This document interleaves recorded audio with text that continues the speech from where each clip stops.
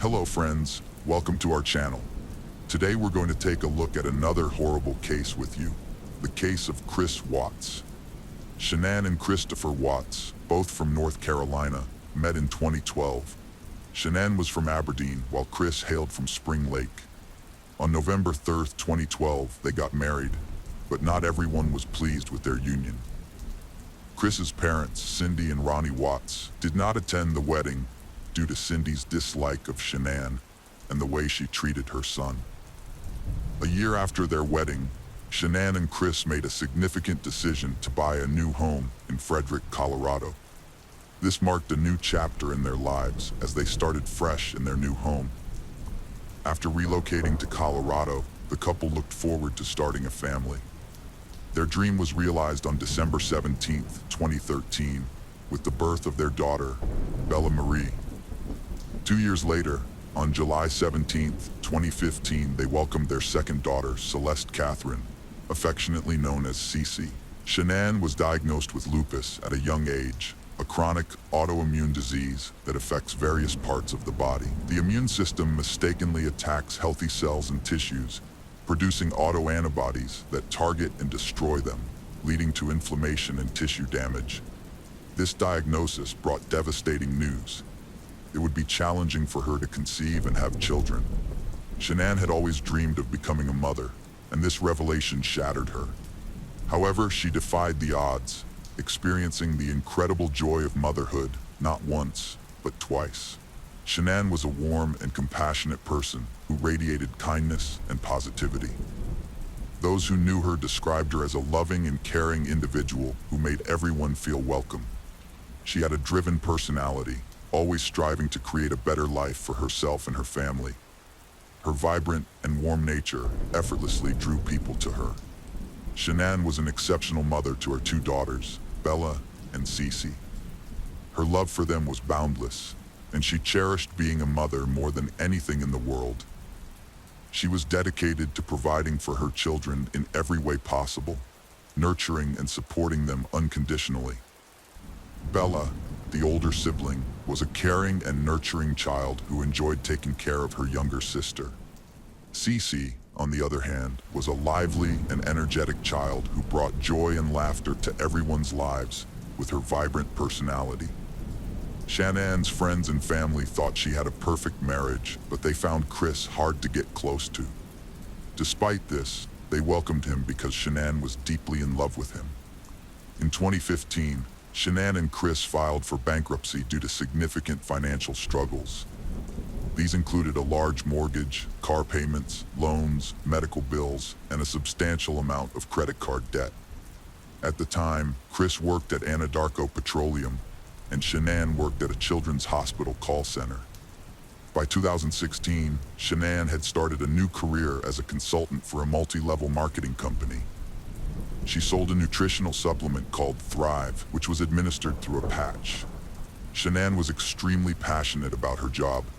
According to a coworker, Cynthia DeRosette, everyone who met her was drawn to her energy.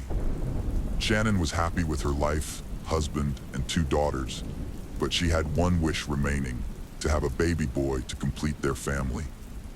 In spring 2018, she got an unexpected but pleasant surprise when she found out she was pregnant for the third time.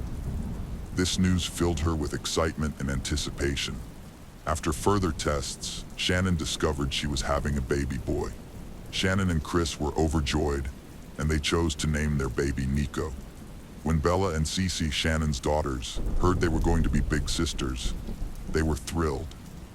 During the summer of 2018, Shanann, who was pregnant with Nico at the time, visited her family in North Carolina while Chris remained in Colorado for work. Shanann took her daughters, Bella and Cece, to visit Chris's parents, Cindy and Ronnie. Despite her strained relationship with her in-laws, Shanann wanted her daughters to spend time with their grandparents. When they arrived, Cindy prepared a snack for Cece despite knowing about her peanut allergy, which Shanann had warned her about. Cindy still served Cece a snack containing peanuts, which deeply upset Shanann. She felt that Cindy had recklessly endangered Cece's life. While visiting family in North Carolina, Shanann noticed a strange change in Chris's communication with her. He stopped responding to her messages and calls, leaving her confused and puzzled. When she asked him what was going on, Chris explained that he had taken on more responsibilities at work due to new employees, but assured her it was nothing to worry about. On July 31st, Chris flew from Colorado to North Carolina to spend the week with Shannon and their two daughters, Bella and Cece. The girls were thrilled to see their dad, and as Chris stepped off the plane, they rushed to him, beaming with excitement. Chris hugged them tightly, but his greeting to Shannon was different. Instead of a kiss, he simply nodded at her.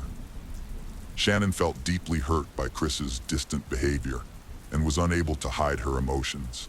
She texted a friend, confessing her growing concern and sadness. She felt like Chris had changed somehow, and she barely recognized the man she had married. Her words were filled with a mix of sorrow and confusion. Shannon texted her friend to say that her husband Chris was refusing to talk to her, even though they were in the same room. Instead of speaking directly, they were communicating through their phones. Shannon shared a photo with her friend that showed her and Chris sitting on separate couches facing away from each other. In her texts, Shannon confided in her friend that she suspected Chris might be interested in someone else. Her friend was shocked and insisted that Chris would never do that, given how much he loved Shannon. In a heartfelt message to her friend, Shannon revealed that Chris had confessed to her that he no longer thought they were compatible. This revelation left Shannon stunned, as she had always believed their love was strong. Chris had made things even more difficult for Shannon by admitting that he had hoped getting her pregnant would change his feelings for her. But unfortunately, this didn't happen. Shannon was devastated to hear this, as she valued their relationship and believed their love was strong enough to overcome any obstacles. Determined to rescue her family, Shannon proposed that she and Chris attend couples therapy together, aware that their relationship was struggling and hoping that a professional could help them get through their problems. However, Chris refused point blank. Shannon was prepared to make sacrifices and do everything possible to save their relationship, but she quickly came to realize that Chris was unwilling to meet her halfway. Despite her best attempts, Shannon understood that there was nothing Chris was willing to compromise on, and this made her efforts futile. After returning home to Colorado from a trip to North Carolina, Shannon, Chris, and their daughters settled back into their normal routine. However, Shannon's stay was short-lived as she soon embarked on another trip to Arizona for business. During her time in Arizona, Shannon's friends noticed a change in her behavior. Instead of being her usual cheerful self, she seemed confused, upset, and distressed. One evening in their hotel room, Shannon confided in her friends about her concerns. On August 11th, while Shannon was with her friends in Arizona, she received a notification on her phone showing a charge on her and Chris's account from a restaurant. Although this wasn't unusual, the amount of the bill raised concerns. Shannon wondered why it was so high and suspected that Chris might be dining with another woman. This suspicion left her feeling uneasy and uncertain. Shannon returned home from her business trip around 1:48 a.m. on August 13th. Her friend Nicole Atkinson drove her home. The doorbell camera footage showed Shannon entering her house at that time.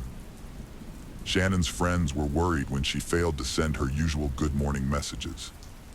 They knew she had a crucial appointment at the OBGYN at 9:30 a.m., which she would never miss.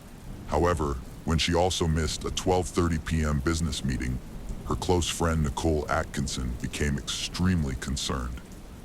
Nicole was convinced something was amiss when no one had heard from Shannon all day. She couldn't shake off the feeling that something was terribly wrong. Feeling a growing sense of urgency, Nicole decided to drive to Shannon's house. As she approached the house, her anxiety spiked. Shannon's van was parked in the garage and her daily shoes were by the front door.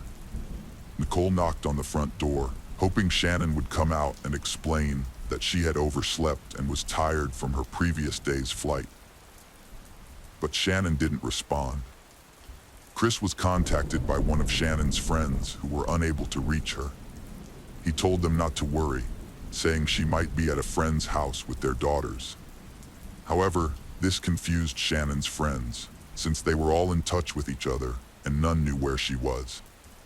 Shannon didn't have plans to meet any of them. When her friends threatened to report Shannon and the girls missing to the Frederick Police Department, Chris didn't want to involve the police. Despite this, Nicole, worried about her friend, called 911 to report Shannon, Bella, and Cece missing. After Nicole contacted the police, an officer from the Frederick Police Department responded to Shannon and Chris's residence. The officer's body camera footage showed Nicole was visibly distraught over her missing friend. As Nicole was providing every detail she knew about Shannon and her daughters, Chris arrived at the house. Chris exited his vehicle and approached the officer, but it was apparent he didn't share Nicole's level of concern, despite his wife and daughters being missing. During the search of Shannon and Chris's house, the officer found Shannon's purse. Inside, the officer discovered medication prescribed to Shannon and her two daughters. This discovery further alarmed Nicole, but Chris remained calm. The officer also located Shannon's wedding band on the bedside table. The officer and Chris visited a neighbor to review footage from their security camera, which captured part of Shannon and Chris's driveway and garage. The footage showed Chris opening the garage door, moving around, and leaving the home at 5:28 a.m. As they watched the TV footage, Chris's demeanor began to shift. He grew nervous and fidgety, seemingly uncomfortable with what he was seeing on screen.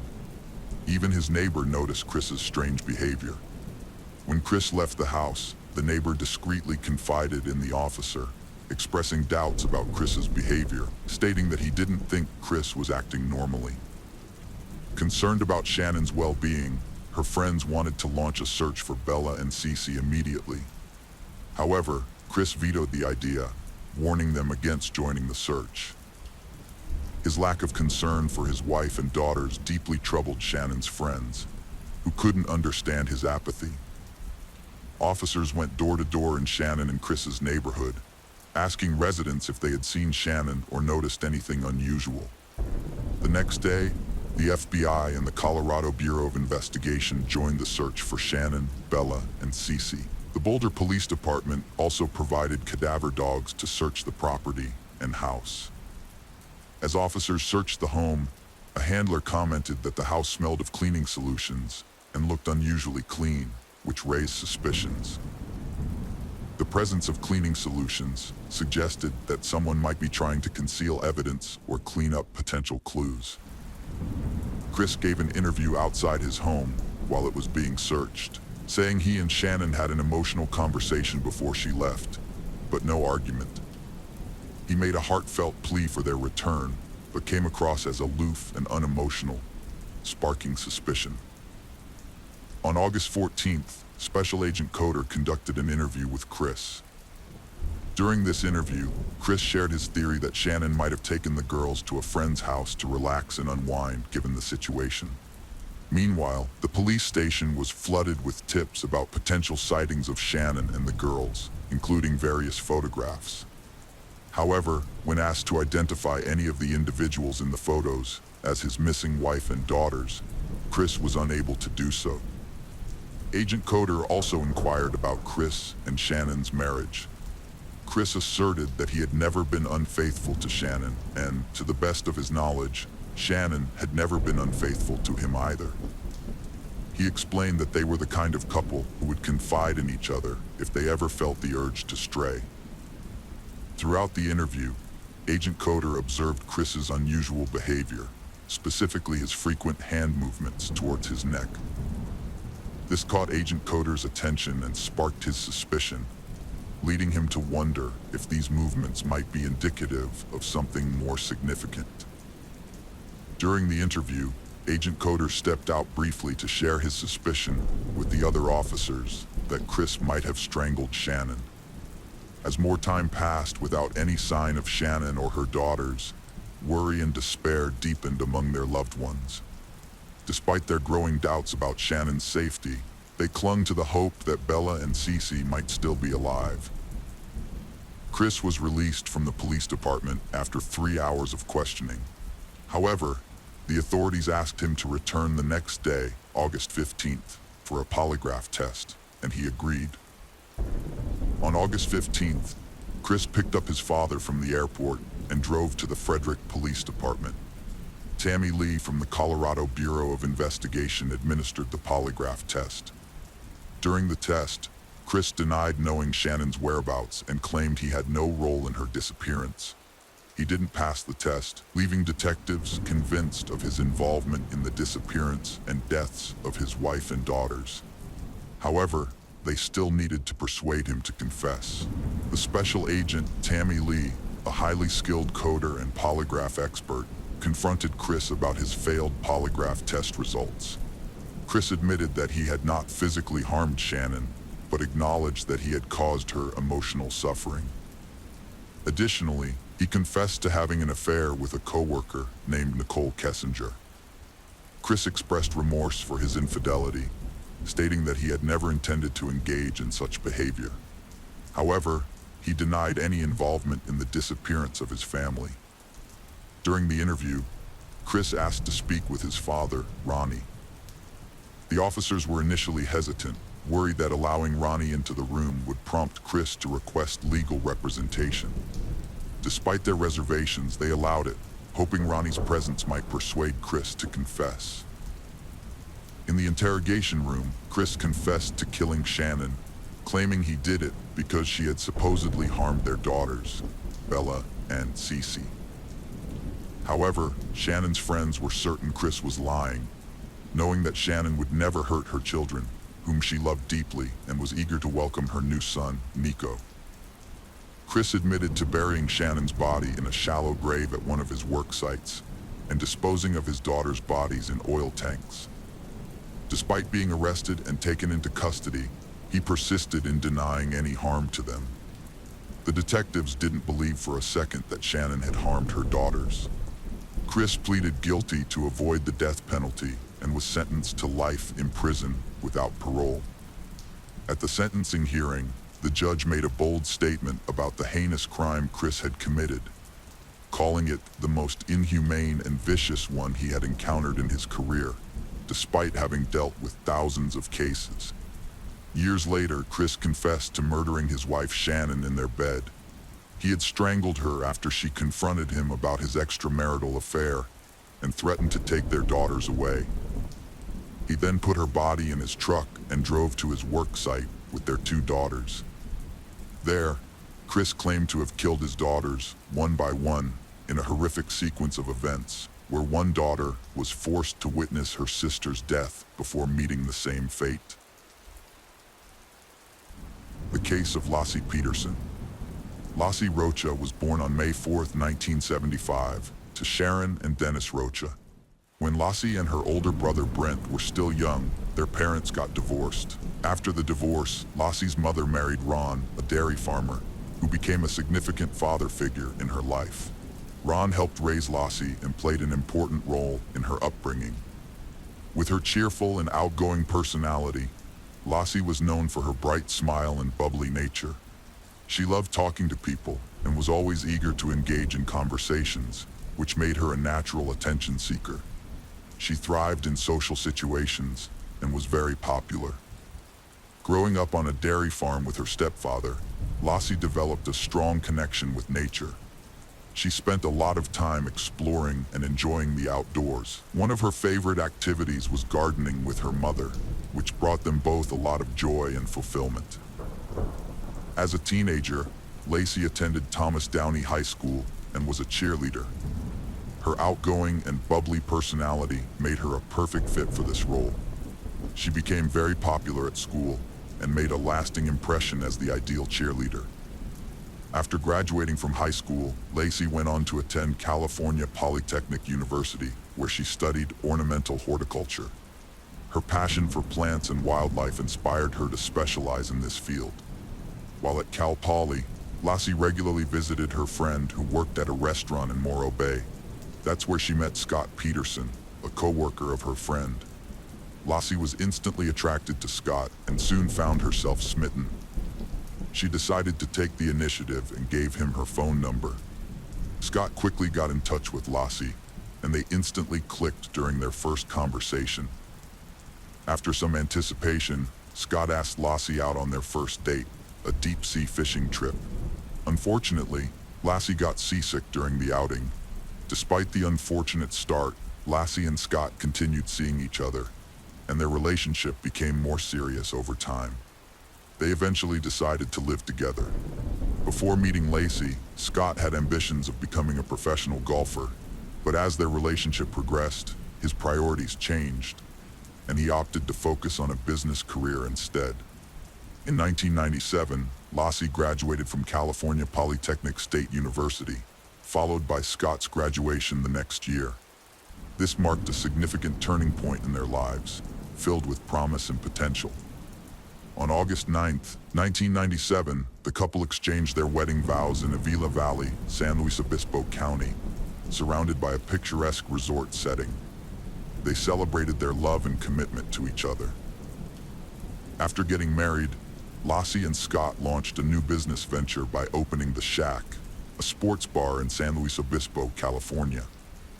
Although business was initially slow, the couple eventually saw a steady increase in customers, with weekends often being particularly busy. After several successful years, in 2000, Lassie and Scott made the difficult decision to sell The Shack. Despite the bar providing a steady income, they decided it was time to explore new opportunities. Following careful consideration, they finalized the sale and relocated to Lassie's hometown of Modesto, California. In Modesto, Lassie and Scott bought a beautiful 3-bedroom, 2-bath home in a high-end neighborhood. Lassie took on a part-time job as a substitute teacher, while Scott worked for a European fertilizer company. As a devoted and dedicated partner, Lassie focused her time and energy on being the best wife possible for Scott, mastering cooking, cleaning, and being attentive, ensuring their home was always warm and welcoming.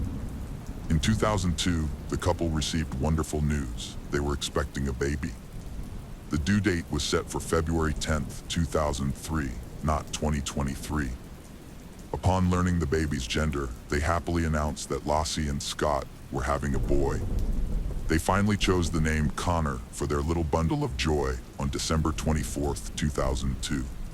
Scott said he left the house at 9:30 a.m. to go fishing at the Berkeley Marina. At that time, Lassie had a lot of things planned, according to Scott. She was watching Martha Stewart on TV, getting ready to clean the floor, bake Christmas cookies, and walk their golden retriever Mackenzie at the park. However, around 10:30 a.m., one of their neighbors found Mackenzie wandering around outside their home. The neighbor took Mackenzie back to Scott and Lacey's house and left her in the backyard. When Scott got back home that afternoon from fishing, he said the house was empty.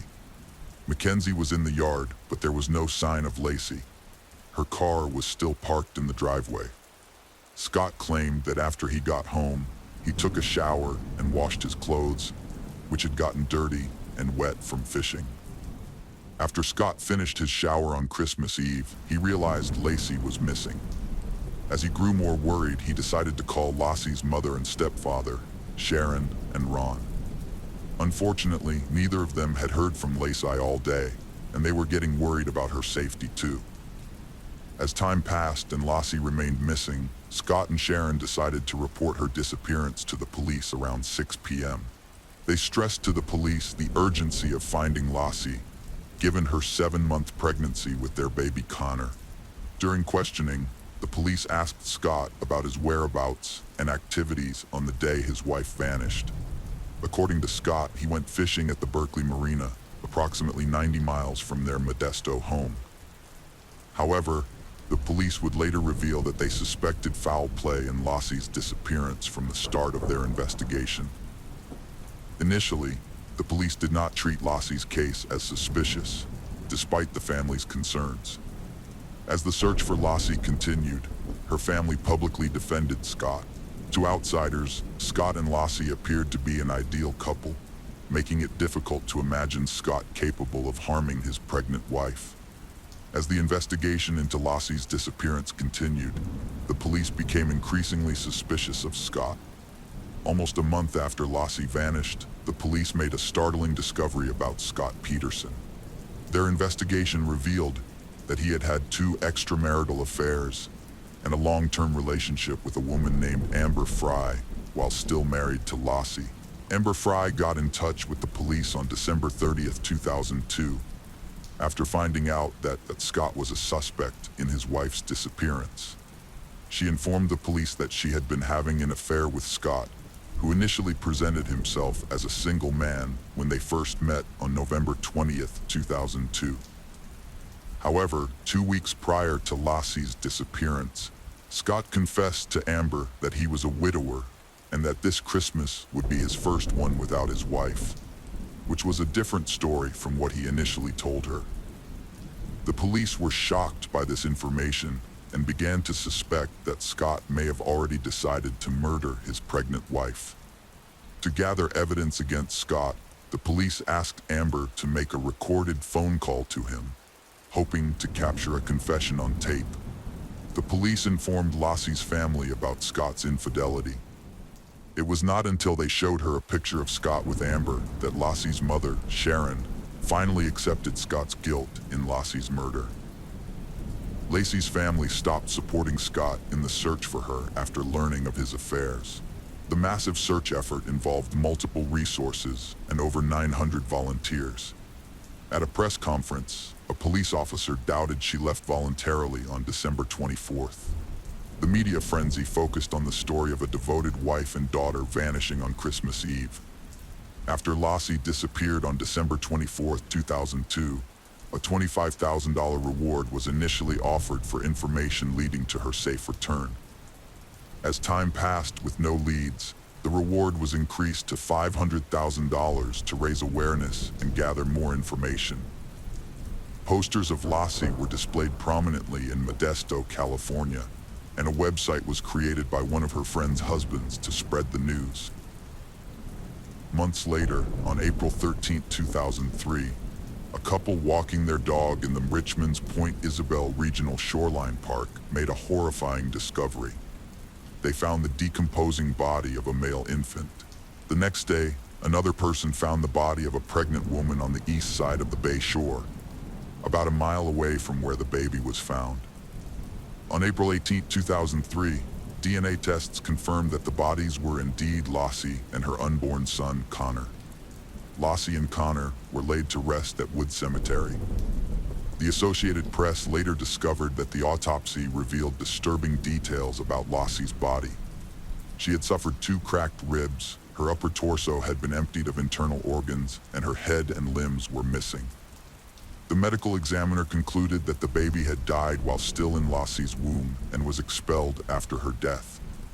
Furthermore, the autopsy found 1.5 loops of nylon tape around the baby's neck and a significant cut on its body.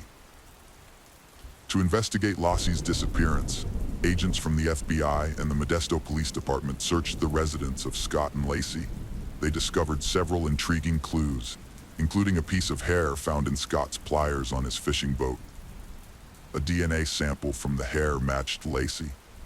In addition to searching their home, the FBI thoroughly examined Scott's truck and warehouse, looking for any potential evidence linking him to Lossie's disappearance.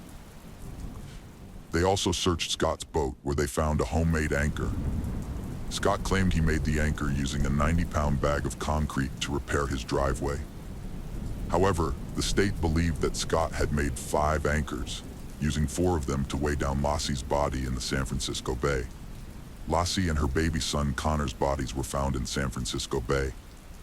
After this, Scott was arrested near a golf course. Notably, Scott's hair was bleached blonde, and his car was packed with $115,000, survival gear, camping equipment, 4 cell phones, and 2 driver's licenses. This evidence suggested he was preparing to flee, but his father claimed the license was borrowed to get a golf course discount, and the packed car was due to media scrutiny. Scott's trial started a year after his arrest in June 2004. In their opening arguments, the prosecution presented its case to the jury, claiming that they had evidence Scott murdered Lossie because of his affair with Amber Fry. The prosecution highlighted Scott's suspicious behavior in the days leading up to and following Lossie's disappearance, pointing out inconsistencies in his initial police statement. At first, Scott told police he was fishing, but later told others he was golfing. The prosecution also emphasized Scott's request to police about whether they had used cadaver dogs to search a park where Lossie walked their dog, suggesting he was aware of a potential crime scene and trying to cover his tracks. In response, Scott's defense attorneys presented a strong counter-argument. They argued that just because Scott had a history of infidelity, it didn't necessarily make him guilty of Lossie's murder. They claimed it was unlikely Scott would risk everything for someone he had only gone on 4 dates with. The defense also proposed that Lossie's hair could have been found in Scott's boat due to a previous visit to the marina with him. During Scott's trial, 2 relatives of Lossie's provided testimony and reported that Scott displayed no emotional response during the period when his pregnant wife was missing. A real estate agent also testified, stating that Scott approached her in January, 1 month after Lossie's disappearance, attempting to sell the couple's home. Furthermore, a car salesman testified that Scott traded in Lossie's vehicle after she vanished. The state regarded all of this as evidence of Scott's guilt. Amber Fry took the witness stand and discussed her affair with Scott. The jury listened to secretly recorded phone calls between Amber and Scott, including one made after Lossie's disappearance in which Scott falsely claimed to be in Paris, when in actuality he was attending a vigil for his missing wife. A hydrologist testified that Lossie's body could have been dumped where Scott claimed to be fishing. The defense argued there was no credible evidence linking Scott to the crime, suggesting someone kidnapped Lossie, held her until she gave birth, then dumped both bodies in the bay. During Scott's trial, a juror was dismissed and replaced with an alternate due to misconduct. This juror had conducted unauthorized research on the case, violating legal procedures. Furthermore, the foreman also requested to be removed from the case, citing concerns about maintaining a fair and just trial. On November 12, 2004, a California jury found Scott guilty of 2 counts of murder. Specifically, he was convicted of first-degree murder for the killing of his wife Lossie and second-degree murder for the killing of their unborn son Connor. Notably, Lossie's murder was classified as first-degree murder with special circumstances due to the involvement of the fetus, making Scott eligible for the death penalty. After Scott's conviction for the murders, the trial entered its penalty phase, which focused on determining the appropriate punishment. The jury had to consider various factors, including Scott's criminal history, any circumstances that might increase his punishment, aggravating circumstances, and any circumstances that might reduce it, mitigating circumstances. The jury unanimously agreed that Scott should receive the death penalty. Following the jury's verdict, the judge reviewed the evidence and confirmed their decision. He noted that Lossie's murder was particularly cruel, uncaring, heartless, and callous, which justified the death penalty. As is automatic in such cases, Scott's sentence was appealed, and his case was subsequently heard by the California Supreme Court in June 2020. During the appeal, Scott's defense team raised several arguments. They claimed that some potential jurors were improperly dismissed, that the trial judge should not have allowed 2 jurors to visit Scott's boat, and that the trial should have been moved to a different county due to concerns that many potential jurors had already made up their minds about Scott's guilt before the trial began. However, the state countered that there was no evidence to suggest any jurors were unfairly dismissed, and that none of the 12 jurors who decided Scott's fate had shown any bias. In August 2020, the U.S. Supreme Court upheld Scott's conviction but overturned his death sentence. In 2021, the judge resentenced Scott to life imprisonment without parole. Consequently, Scott was moved from San Quentin State Prison, where he had been on death row, to Mule Creek State Prison in Ione, California, as per the judge's order. President George W. Bush signed the Unborn Victims of Violence Act in 2004, with Lossie's family present. The law, also known as Lossie and Connor's Law, protects unborn children from violence, recognizing them as separate legal entities from their mothers and making it a crime to harm or kill them. The case of Alex Murdaugh. Richard Alexander Alex Murdaugh was born on May 27, 1968. His family, the Murdaughs, are a respected and well-connected family of lawyers who have dominated South Carolina's low-country legal system for over 100 years.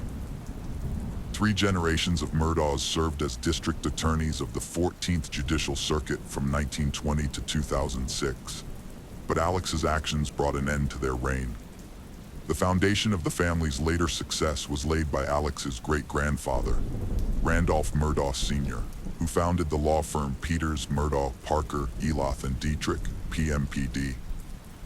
Over the decades, the Murdaughs' influence grew so substantial that the Hamptons became known as Murdaugh County.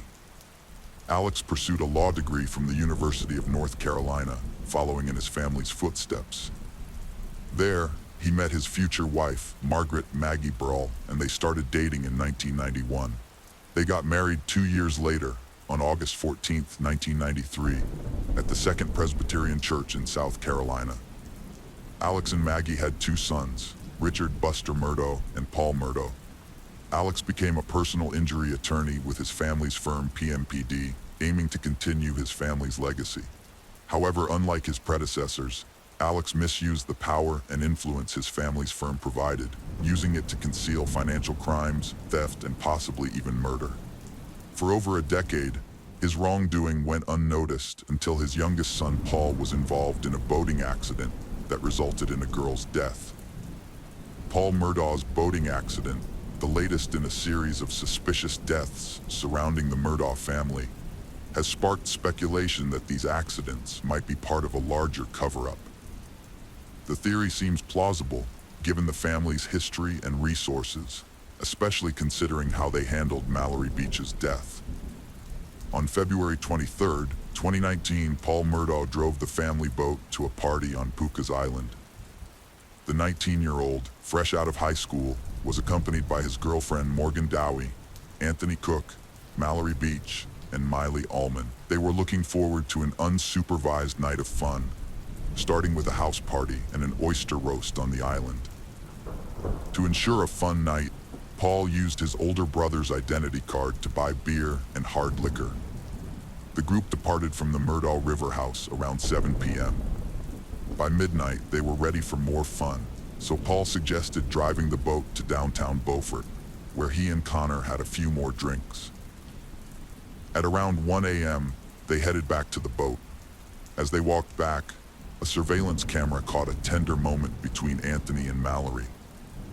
By this time, Paul had drunk a lot of alcohol, and according to the other passengers, he began acting strangely around 1:15 a.m. Once they were back on the water, the situation rapidly deteriorated. Paul's behavior became erratic, and the group started arguing with him. He was driving the boat in circles, clearly drunk. Anthony wanted to get off on a nearby rock, but Paul refused to let him. Morgan said Paul left the steering wheel multiple times to argue with her and Mallory, who was terrified. According to the GPS data from the onboard Garmin device, the boat's speed increased at some point. Paul was behind the wheel when the boat crashed into the Arur Creek Bridge at 2:20 a.m., despite his denial that he had been speeding. As a result, Mallory was thrown into the water. The others were also hurt, with Connor suffering a broken jaw and Morgan's hand being badly injured. Connor managed to call 911, and help arrived quickly. When the Beaufort County Deputy Sheriff arrived, he found the teenagers in a state of distress. Anthony was particularly agitated, having tried to rush towards Paul after witnessing the scene. The police investigation revealed blood in the main compartment of the boat and a large gash in the hull from the impact. It was clear that all the teens were heavily intoxicated. While Anthony was not taken to the hospital, the others were transported for medical treatment. Paul was the most agitated of the group, with a blood alcohol level of 0.243, significantly exceeding the legal limit. That night, Alex Murdaugh, Paul's father, was visible as he moved from one hospital room to another, attempting to calm them down and mitigate the situation. Following an 8-day search, the search party finally discovered Mallory's body, and the coroner's report stated that her cause of death was a combination of blunt force trauma to the head and drowning. Despite multiple eyewitness accounts, including Paul's girlfriend Morgan, who claimed Paul was out of control at the steering wheel on the night of the incident, he was neither arrested nor charged. This led to speculation that Alex Murdaugh had somehow manipulated the justice system to spare his son. In March 2019, the Murdaugh family faced a wrongful death lawsuit filed by Mallory's family. The lawsuit alleged that Paul's mother, Maggie, was aware her son was drunk when they went boating and had provided the necessary identification to purchase alcohol. It wasn't until April 18, 2019, which coincided with Mallory's 20th birthday, that Paul was charged with 3 felonies: boating under the influence, causing Mallory's death, and seriously injuring 2 other passengers. Paul pleaded not guilty and was released on a $50,000 bond. Unfortunately, Paul did not live to face trial as he passed away before the proceedings. This incident added to the tally of seemingly accidental deaths linked to the Murdaugh family. Additionally, the murder of openly gay teenager Stephen Smith has also been associated with the Murdaughs. Stephen was discovered dead on July 8, 2015, in the middle of a road in Hampton County, South Carolina, with blunt force trauma to the head. The initial ruling was a hit-and-run incident with no suspect arrested. However, Stephen's mother believed he was the victim of a hate crime, as he had been a classmate of Alex Murdaugh's oldest son, Buster, in high school, and there were rumors of a romantic relationship between them. Some people believe that Buster might have been involved in Stephen's death, and that the claim he was killed in a hit-and-run was fabricated to conceal the truth. However, it wasn't until March 22, 2023, that the South Carolina Law Enforcement Division reopened the case, declaring Stephen's death a murder, although no suspects have been identified. The Murdaugh family has also been linked to another tragic event: the death of Gloria Satterfield, their longtime housekeeper. On February 2, 2018, Gloria suffered a severe head injury after falling down the stairs at the family's Moselle residence. She died on February 26, 2018, due to complications arising from her injury. Alex Murdaugh claimed that his dogs ran to greet Gloria at the top of the stairs, causing her to trip and fall backward, hitting her head. However, no autopsy was performed to verify his account, and her death certificate lists the cause of death as natural causes. Gloria Satterfield's son sued Alex Murdaugh for wrongful death, winning a $4.3 million settlement in 2020. However, they didn't get the money. Instead, Murdaugh and his friend, lawyer Corey Fleming, stole the payout, diverting it to Murdaugh's account without the son's knowledge. Satterfield's son sued Alex Murdaugh on Sept 15, 2021, same day state investigators started criminal probe into Gloria Satterfield's death, sparked by coroner's finding of unnatural causes, leading to exhumation for further investigation. By Sept 2021, Alex Murdaugh faced financial and embezzlement charges after nearly a decade of fraud schemes, including a money laundering and painkiller ring with his cousin Curtis Smith.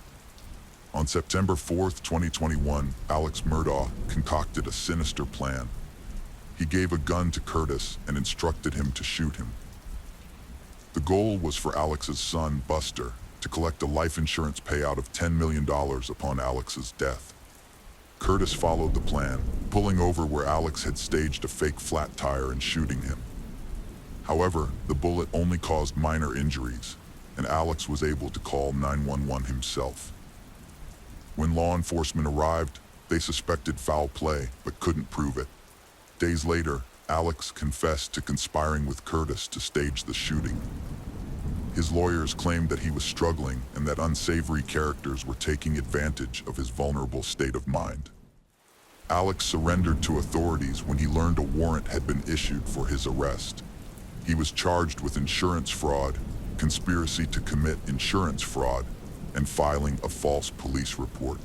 2 days after the incident, Alex announced his resignation from his family's law firm, citing his intention to enter rehab for treatment. After leaving the hospital, he expressed regret over his recent decisions, saying that he had made many decisions that he truly regretted. Just hours later, another bombshell dropped when his firm released an official statement accusing Murdaugh of embezzling $792,000 in company funds. The firm's CFO had earlier confronted him about the missing money and subsequently reported him to the authorities. As a result, the South Carolina Supreme Court indefinitely suspended Alex's law license in September 2021. As investigators continued to scrutinize Alex Murdaugh's life, they uncovered a web of financial crimes, including tax evasion, embezzlement, and misappropriation of funds from clients and his law firm. After leaving rehab on October 14, 2021, Alex was arrested again and charged with 2 felony counts of obtaining property by false pretenses. The arrest stemmed from an investigation into his alleged misappropriation of a wrongful death settlement payout related to Gloria Satterfield's case. This time, the court denied him bond. Alex Murdaugh's legal troubles were just getting started. On November 18, 2021, he was indicted on 27 counts of financial misconduct, accused of stealing from his clients, fellow lawyers, and the family of his late housekeeper. Just 3 weeks later, on December 9, 2021, additional charges were filed against him, bringing the total to 48. At the time, the charges included forgery, money laundering, computer crimes, and breach of trust with fraudulent intent. It was estimated that Alex had stolen over $6.2 million from his victims. The state's investigation into Murdaugh's business dealings took months to unravel, with new charges being brought against him almost daily. By June 2022, the number of charges against him had grown to 81. When Alex was formally disbarred on July 13, 2022, he faced a total of 84 criminal charges and 11 lawsuits. Among those who filed lawsuits against the estates of Margaret and Paul Murdaugh was the mother of 19-year-old Mallory Beach. The enormity of these financial crimes led to questions about the character of the once prominent attorney. Was he hiding something even more sinister, such as the murder of his wife and son? If so, what would his motive have been? South Carolina Law Enforcement Division re-examined the double murder case with new info from Alex Murdaugh's financial crimes investigation. They found Alex and Maggie's marriage was troubled, with Maggie living separately at the beach home, an hour from the Moselle property. Marion Proctor stated Maggie Murdaugh was hesitant to meet her husband at their lodge, thinking it suspicious. Despite her reservations, she agreed to visit before seeing his dying father, but was killed beforehand. Maggie and son Paul were found shot dead at their 1,700-acre estate. They were discovered near the dog kennels with multiple gunshot wounds. Paul was shot twice with a shotgun, while Maggie had 5 wounds from an AR-style rifle firing .300 blackout ammo. Alex Murdaugh stated that he had taken a lengthy nap that day before going to visit his ailing mother who was suffering from dementia.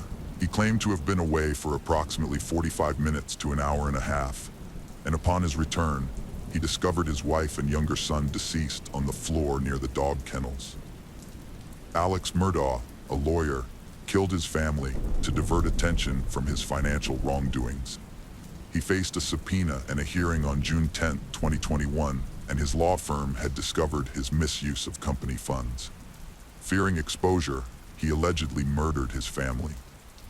Alex Murdaugh was charged with killing his wife and son 13 months after they were fatally shot. The prosecutor claimed Murdaugh used a shotgun and rifle, but the guns were never found. The defense argued 2 shooters were involved due to different weapons used, and expert testimony suggested the killers were 5'2" to 5'4" inch tall, excluding Murdaugh, who was 6'4". Prosecutors argued that other factors affected the bullet path and that Murdaugh was a suspect from the start. They showed 2 videos of him in different clothes, implying he tried to sway a key witness. Cell phone data shows Murdaugh was at his mom's for 15 to 20 minutes, not 45. A video on Paul's phone at 8:44 p.m. puts Murdaugh at the crime scene, debunking his alibi. Murdaugh admitted lying about his alibi, blaming opioid addiction and paranoia. Prosecutors think he used his wife's phone to create a fake alibi, and cell data shows a suspicious rise in his steps, suggesting evidence tampering.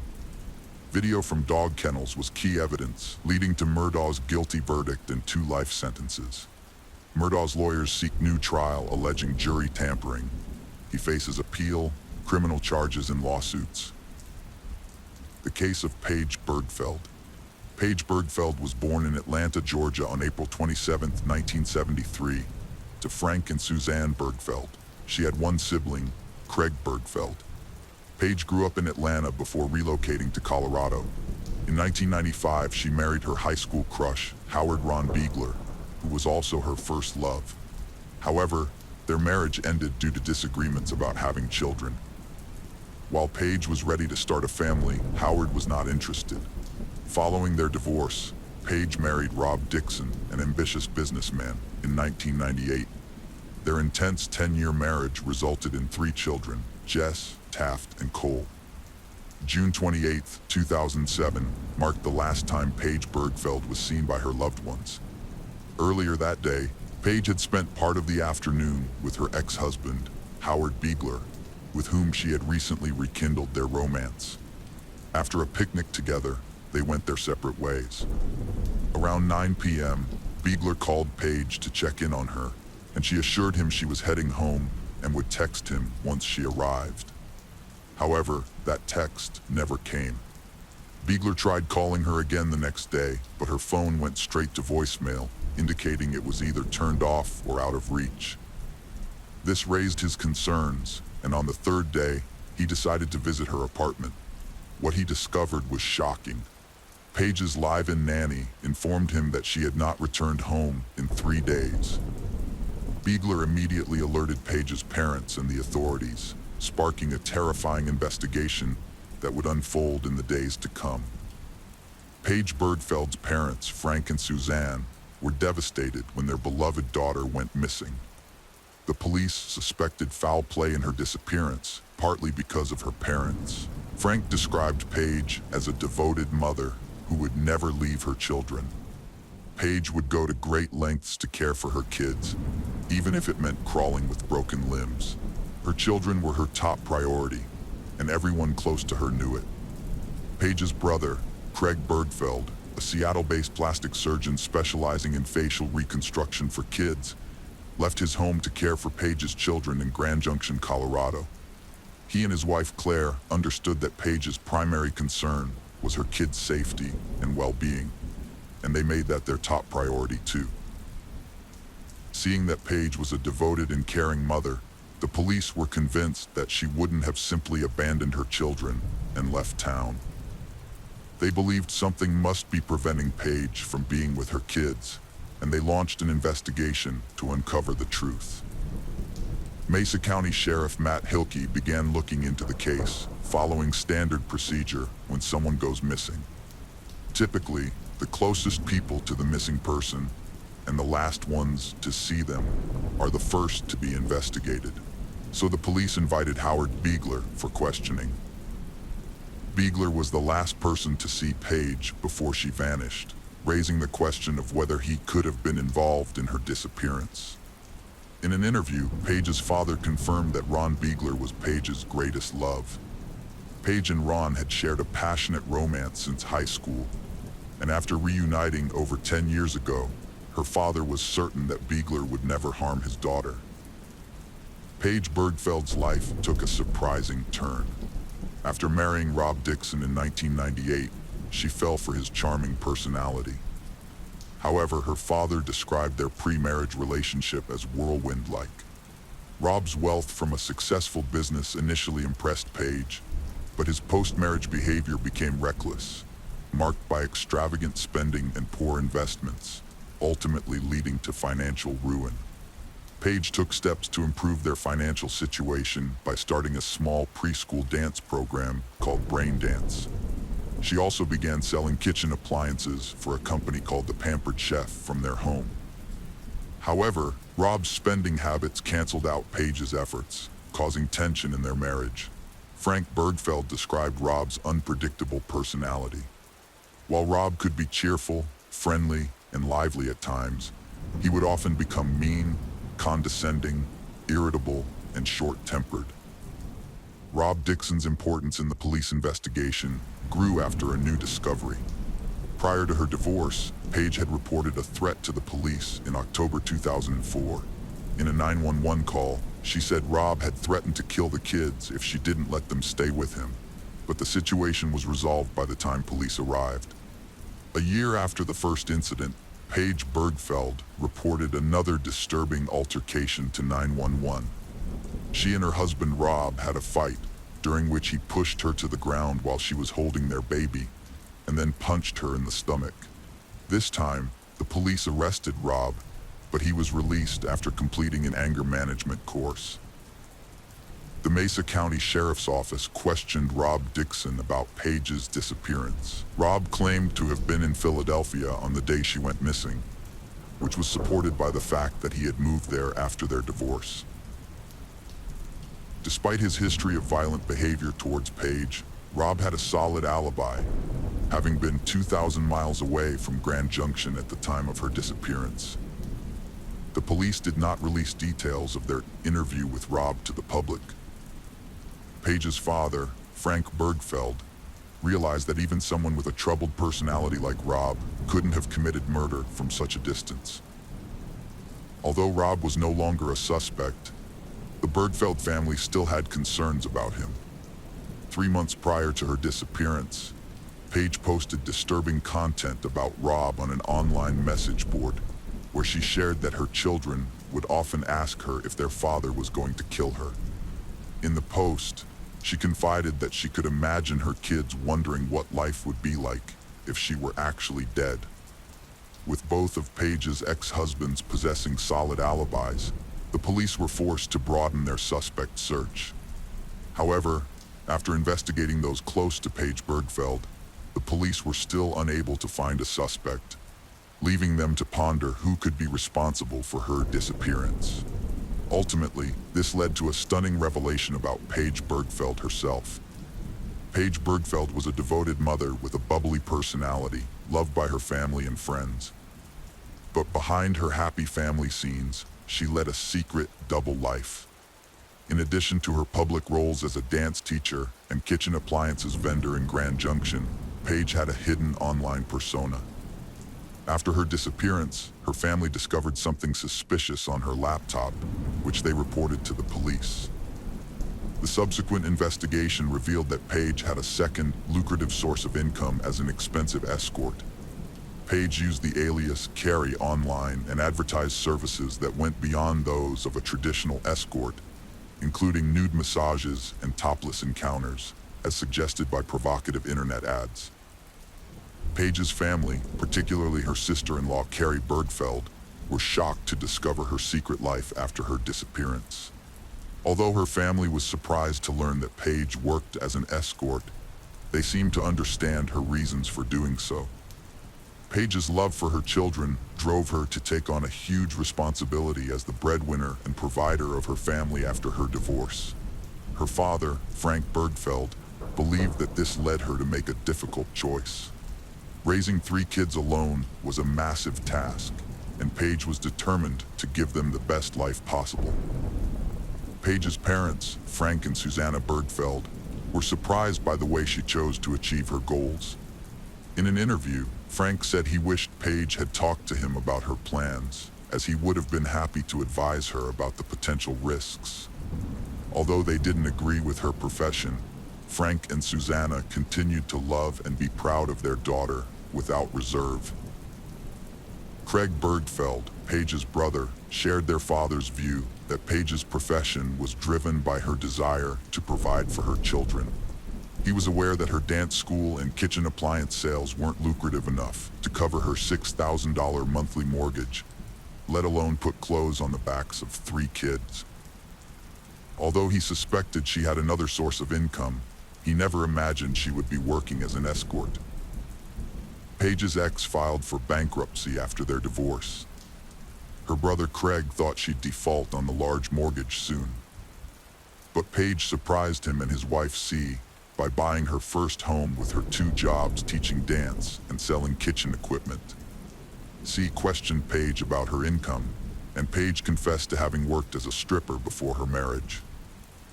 At the age of 21, Paige resided in Dearborn and was employed at the Mile High Saloon, where she earned a substantial income of approximately $400,000 monthly. According to Paige, she ceased working as a stripper upon getting married, though it appears she didn't entirely disconnect from the industry. C surmised that Paige's prior experience as a stripper likely influenced her decision to become an escort. Mesa County prosecutor D.A. Pete Hinger revealed that, despite 20 years of experience, he had never come across a case like Paige's. He found it astonishing that someone from her socioeconomic background and with her family dynamics would be involved in such a profession. Hinger acknowledged that Paige Bergfeld embodied the ideal of a responsible and devoted mother, making her double life a stunning revelation. This discovery triggered a more in-depth investigation. Paige's parents recognized that uncovering her secrets would be crucial in determining her fate. However, as much as they yearned for closure, they were uncertain if they truly wanted to know the truth. Fluky's search team made progress, but it unsettled the Bergfeld family. Craig wasn't ready to find out what had happened to his sister, clinging to hope she was still alive. Police suspected she wouldn't return, believing it tied to her secret job.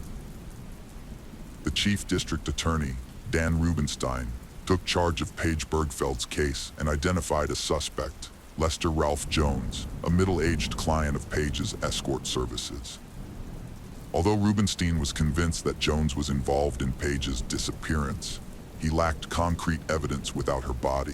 A major breakthrough occurred in 2012 when a hiker discovered a body. At first, the police department wasn't certain the body found was Paige's, but after conducting necessary tests, they confirmed it was her by matching her teeth and jaw. What was surprising, however, was that Paige's body had been lying in the exact spot a hiker stumbled upon it, an area already thoroughly searched by Connie Fluky's team, yet nobody had found her. The investigators theorized that the killer must have buried Paige in a grave deep enough to evade the search party. With sufficient evidence, Don Rubenstein was able to bring in Lester Ralph Jones for questioning. Although the police couldn't determine the exact cause of Paige Bergfeld's death, they were convinced it was a violent one. Paige had suffered a fractured jaw, leading investigators to believe her attacker must have severely beaten her. Additionally, remnants of duct tape were found around the corners of her mouth, and it appeared her jaw was fractured just before her death. This discovery made the items found during the search, which Connie Fluky had organized, understandable.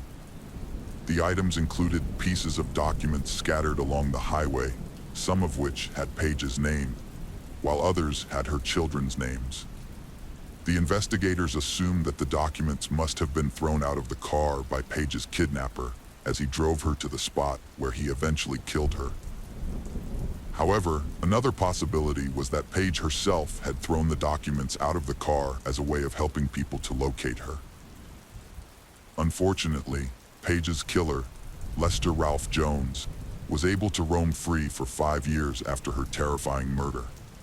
Given his bad reputation, it was easy to believe that he was responsible for Paige Bergfeld's death. Don Rubenstein gathered sufficient evidence against Lester Ralph Jones during the investigation. The police discovered Paige's car on the highway, burned in a fire that was believed to have been intentionally started in the passenger seat, likely to destroy DNA samples or any incriminating evidence. Notably, the driver's seat had been adjusted to fit a taller person. Although Ralph Jones denied any knowledge of Paige's burned car during interrogation, it was found just a short distance from his workshop. Given his criminal history, including a prior felony conviction, Ralph Jones's testimony was not credible.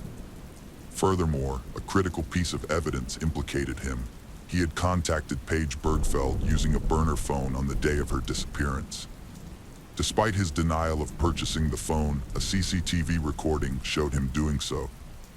Ralph Jones frequently used Paige's escort services, unaware that he was a ruthless killer. However, it was a conversation with local Sheriff Sergeant Art Smith that ultimately led to his downfall. The sheriff had confiscated 2 of Jones's vehicles, prompting an unexpected and shocking response from Ralph.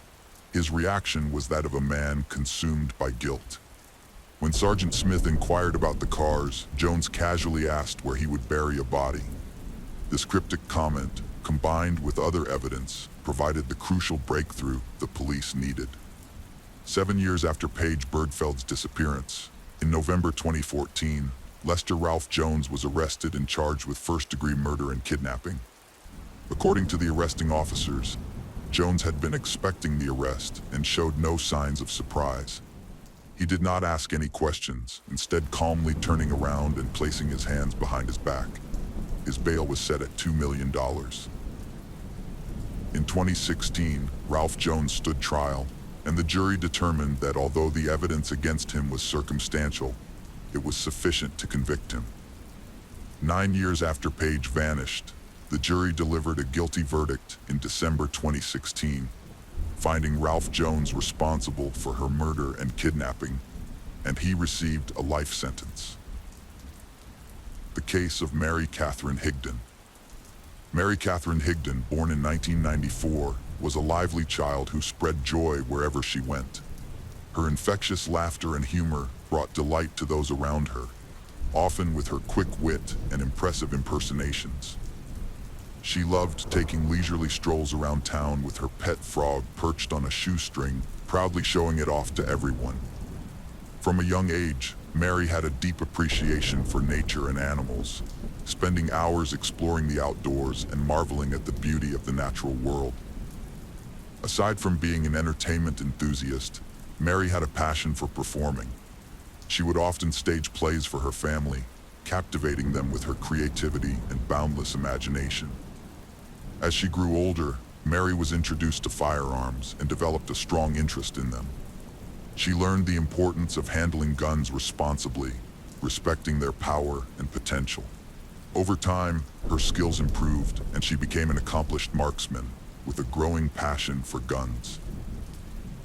Mary Catherine met her soulmate, Stephen Freeman, in high school.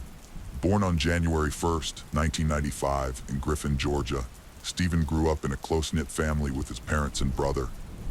He was a happy child with many friends who described him as laid-back, kind, and helpful. Stephen's family was very important to him, especially his mother, with whom he shared a special bond. He loved spending time outdoors, enjoying activities like hiking, camping, fishing, and hunting. Mary Catherine and Stephen quickly formed a strong connection in high school, united by their shared passion for the outdoors. Their love for nature brought them together, and their relationship flourished as they explored the great outdoors, whether hiking, camping, fishing, or hunting. This connection served as the foundation of their deep and enduring relationship. Mary Catherine and Stephen's high school graduation marked the start of a new era in their lives as a couple. They decided to take their relationship to the next level by moving in together in a house in Griffin, Georgia. The couple was ecstatic about having their own space and starting a new life. Mary Catherine had become an integral part of Stephen's family, with his mother treating her like a daughter. She welcomed Mary Catherine into their family with open arms, and the couple felt grateful for her love and support. Every Sunday, Mary Catherine and Stephen would visit Stephen's parents for a big family dinner. This weekly tradition brought the family closer together and solidified Mary Catherine's place within it. Over time, Stephen's friends also grew to appreciate Mary Catherine. Initially, they had reservations about the couple's relationship, but as they spent more time together, they realized how well suited the pair were. They admired how Mary Catherine brought happiness and joy into Stephen's life and shared his passion for the outdoors. Stephen, a metal worker, repaired roofs. His wife, Mary Catherine, had 2 jobs, part-time teacher's assistant and sales at a sporting goods store. where she learned gun safety from coworker Thomas Skinner. This complemented Stephen's passion for firearms as an avid hunter and target shooter with multiple guns, including a Glock 42 at home for protection. By summer 2018, Mary Catherine and Stephen had been in a 5-year relationship in Griffin, Georgia. Tragically, it came to an end on August 1st. That day, Mary Catherine made a frantic 911 call, screaming that she had accidentally shot Stephen. When police arrived at their apartment, they found Mary Catherine in a state of distress, crying and hyperventilating over Stephen's motionless body. Despite his still being alive with a chest wound, Mary Catherine was screaming that she couldn't lose him. An ambulance rushed Stephen to the hospital, where doctors made efforts to save his life. But unfortunately, he eventually succumbed to his injuries. Mary Catherine visited the police station to explain the shooting incident. She claimed that she had accidentally shot Stephen while handing him a gun, which he normally kept beside his bed for protection. However, the police officers detected the smell of alcohol on her breath and noticed discrepancies in her account, which shifted from handing the gun to tossing it. The police were skeptical, knowing that a tossed gun would not fire on its own, and the nature of the wound suggested that Mary Catherine had deliberately pointed the gun at Stephen. During the interview, Mary Catherine eventually confessed that she had acted out of anger. Although the police had recorded the interview, there was only feedback during the crucial moment when she admitted to shooting Stephen out of anger. Nevertheless, despite the missing recording, the police were convinced that they had collected sufficient forensic evidence to prove that Mary Catherine had intentionally shot her boyfriend Stephen. At the apartment of Mary Catherine and Stephen, police found evidence of a heated argument before Stephen was shot. Scattered food suggested a prior altercation. This was the 6th time police had been called to the residence in the past year due to domestic disturbances. Despite Mary Catherine's claims, the gun used in the shooting was found to have been loaded that night. Traces of grease on the gun and magazine led the police to conclude that Mary Catherine, who was cooking dinner at the time, had loaded the weapon after shooting Stephen. Stephen's friends told police their relationship was marked by frequent arguments, possessiveness, and verbal abuse from Mary Catherine. Friends saw her as mentally unstable, causing tension. When Stephen tried to distance himself, she'd bombard him with texts and calls, forcing him to block her. One friend revealed Mary Catherine pulled a gun on Stephen multiple times, but he didn't report it, fearing trouble for her. Stephen's friends were stunned when they learned that Mary Catherine had accidentally shot him, especially since they knew she was familiar with firearms. However, what they were unaware of was that 3 months earlier, Stephen had confided in a friend that Mary Catherine had a disturbing episode where she ran around outside, screaming at the top of her lungs, and even attempted to shoot both him and herself. Furthermore, just a month before the incident, Stephen had shared with another friend that although Mary Catherine had previously threatened him with a gun, this time her eyes had a look that genuinely terrified him, making him believe she might actually carry out her threat. Stephen's friends told police he'd been tired of Mary Catherine's behavior and planned to leave her after 7 years. He intended to move away without telling her, fearing her reaction. On July 30th, 2018, Stephen sent Mary Catherine a friendly text, but the next night, he ignored her calls and texts after a fight. Mary Catherine was cooking dinner when she noticed Stephen was missing. She called his mom, who said he was with a friend. Enraged, Mary Catherine drove to the friend's house to confront him. When she arrived, she saw Stephen in the truck and began yelling at him. He tried to calm her down, saying he was heading home. Stephen's friend said Mary Catherine pulled a gun on him multiple times, but she denied it. She admitted threatening suicide with a gun, though. His mom believed Mary Catherine's threats kept Stephen from leaving, fearing she'd harm herself if he did. Mary Catherine said Stephen escalated the situation, becoming violent, throwing dinner in her face. She claimed self-defense, grabbing a gun to scare him off, but he lunged at her, and as she backed away, she saw he was bleeding from the chest. At the time of the shooting, Mary Catherine didn't share her account of events with the police because she was too embarrassed to reveal that Stephen had a history of violence towards her, including hitting her in the past and being controlling. In fact, she claimed that on one occasion, he kicked her out of bed so forcefully that her head hit the door frame. However, Stephen's friends described their relationship differently, saying they had seen Mary Catherine hit Stephen, including an incident where she slapped him hard in the face. By contrast, Mary Catherine's sister offered a different view, stating that 2 weeks before the shooting, she had seen bruises on Mary Catherine's arm. Mary Catherine's sister said Mary Catherine confided in her about Stephen's physical attack. The police investigation found Stephen's death was a murder. Mary Catherine was arrested and charged with murder and other crimes. She refused a plea deal and chose to go to trial, claiming she shot Stephen in self-defense to protect herself from his aggression. A year after Stephen's death, Mary Catherine's trial began, revealing the tumultuous nature of their relationship. Her defense team argued that she acted in self-defense, citing Stephen's history of aggressive and abusive behavior as justification for her actions. To support their claim, they presented evidence to the jury that demonstrated Stephen's controlling, manipulative, and dangerous nature, which had led Mary Catherine to fear for her safety. Mary Catherine testified tearfully about years of abuse by Stephen, recounting a disturbing pattern of physical, mental, emotional, verbal, and sexual mistreatment.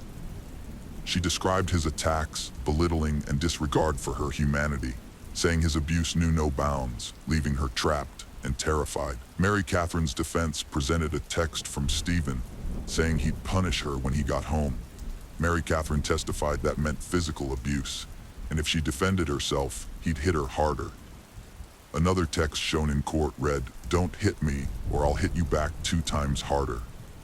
Mary Catherine testified that Stephen had a red room, like in 50 Shades of Grey, where they had aggressive and violent sex. She provided a text from Stephen saying, "You're going to the red room," to back her claim. Mary Catherine also alleged Stephen assaulted her twice, once after a Disney World trip, saying she felt uncomfortable with their increasingly aggressive sex and asked him to stop. But he intensified his efforts, claiming she owed him for gifts. The defense presented text messages from Stephen to support Mary Catherine's abuse claims. These messages were vulgar, threatening, and showed a pattern of verbal assaults. Over 60 pages of messages showcased Stephen's abuse, including one disturbing message where he held a dead fish, captioned, "This is you." Another message presented to the court was one from Stephen after Mary Catherine cheated on him, in which he wrote that he was going to wreck her for wrecking him. Furthermore, the defense alleged that Stephen had a drug and alcohol addiction that contributed to his violent outbursts. Mary Catherine said she broke up with Stephen, not the other way around. She claimed he got angry and threatened her, so she grabbed a gun in self-defense. Her last words to him before firing were, "Get out of my house." Stephen's friends and family disputed Mary Catherine's claims that he was violent and abusive, knowing him as friendly and caring. His mom denied knowledge of disturbing texts and threats, but claimed he only said hurtful things out of anger. Mary Catherine was questioned about not reporting Stephen's alleged abuse. The state also pointed out she searched for violent, explicit images online hours before the shooting, claiming she did it to please Stephen. The state argued she'd changed her story about the shooting at least 10 times since her initial interview. Evidence in court included a text from Stephen to Mary Catherine, saying she'd previously pointed a gun at him, and his friends testified about witnessing her abuse towards him, supporting the state's claim that she was violent towards him, not the other way around. Jurors deliberated for 4 hours before acquitting Mary Catherine of malice murder, felony murder, and lesser charges. Shocked family and friends expected a guilty verdict, but jurors later revealed they believed Mary Catherine intentionally killed Stephen. However, they couldn't prove it beyond a reasonable doubt due to lack of evidence, making it hard to distinguish murder from self-defense. The case of Emmett Corrigan. Ashley Harmon, a bright and energetic person, became a caretaker for her 5 siblings after her parents' divorce at age 9. Her strong faith as a devout Mormon gave her strength and comfort in tough times, helping her overcome obstacles with determination and courage. In 2003, Ashley, a human development major, met Emmett Corrigan, a philosophy student, while attending Utah State. Like Ashley, Emmett's parents divorced when he was 10, and he had a tough time coping with the aftermath. However, he eventually found comfort in the Mormon faith.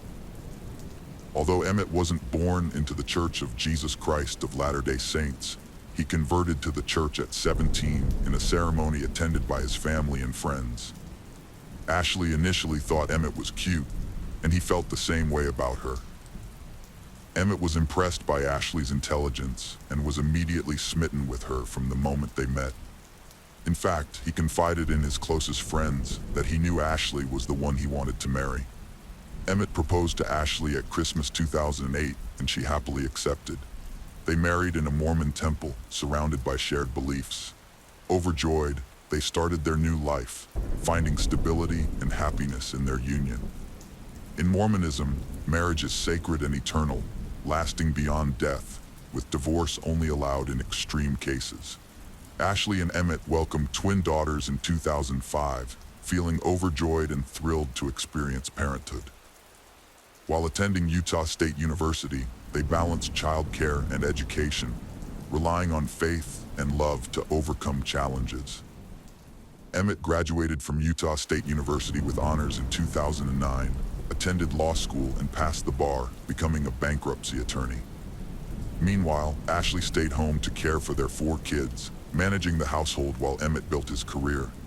Behind closed doors, their seemingly perfect life hid secrets. In August 2010, Emmett faced increasing pressure to provide for his family of 4 young children, all under the age of 5, as the financial burden became overwhelming. To improve his financial situation, Emmett decided to establish his own criminal defense law firm. A friend introduced him to Candy Hall, a reputable paralegal with prior experience working for a criminal attorney. Following a successful lunch meeting, Emmett hired Candy as an assistant for his criminal defense firm. Candy Hall's husband was not in the story. It was Robert Hall, the Emmett, who was a great dad and worker. When his wife, Ashley, got a job, he was thrilled. But as his business and family responsibilities grew, Ashley noticed a strain on their marriage. Robert coped with the pressure by working out excessively, often at inconvenient times, leaving Ashley to care for their 4 kids alone. On January 15, 2011, Ashley and Emmett had their 5th child, a son, despite their growing distance. However, Emmett's behavior towards their newborn was different from how he had behaved with their other children. Instead of being attentive, he started spending more and more time away, sometimes staying out overnight. Ashley confided in her sister that she was worried about Emmett's actions and suspected he might be cheating on her. Around the same time, Emmett's assistant, Candy Hall, was experiencing her own marital problems.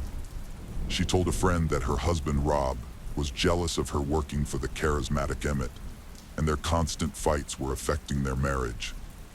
On their 7th wedding anniversary, March 6, 2011, Ashley was left alone with the children while Emmett claimed he was attending a bodybuilding convention. Ashley felt panicked and concerned about her marriage, wondering if she was doing something wrong that made Emmett unhappy. Although she was unhappy, Ashley was determined to work through their problems and make their marriage better, as divorce was not an option for her. Ashley decided to tackle the issue head-on. She planned a perfect evening to mend her relationship with Emmett, cooking his favorite meal and ensuring the kids were on their best behavior. But when he arrived 2 hours late, he turned away from her kiss.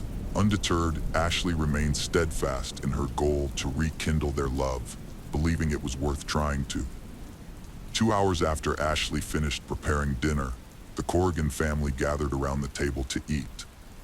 However, Emmett claimed he wasn't hungry, despite Ashley's obvious effort and attention to detail. It was clear she had invested a lot of time, thought, and love into the meal. But Emmett's lack of interest left Ashley feeling disappointed and hurt. As the rest of the family enjoyed their meal, Emmett suddenly got up, saying he needed to go to Walgreens. He promised to be right back, seeming not to notice Ashley's growing concern. Ashley suspected there was more to Emmett's actions and begged him to stay and connect with her, reminding him of their family's importance. However, Emmett responded harshly, telling Ashley not to dictate what he did. He then left the house, leaving Ashley feeling confused and hurt. On the same day, another issue was emerging in Emmett's life. His assistant Candy and her husband Rob Hall were at a crisis point in their marriage. Despite their love for each other, Rob was packing his belongings, deciding to leave their home, believing it was best to distance himself and start fresh. That evening, Rob phoned his daughter to ask if she was out driving Candy's car. She told him she wasn't. A few minutes later, his daughter drove past Walgreens and spotted Candy's car in the parking lot, but thought little of it. She immediately called her father to report her discovery. Rob's initial reaction was a casual, "Oh, okay." Little did they realize that this ordinary phone call was about to drastically change the course of two families' lives forever. Meanwhile, Ashley lay in bed, her heart heavy with worry, praying fervently for her marriage to succeed. She had been texting and calling Emmett desperately, trying to reach him, but he wasn't responding.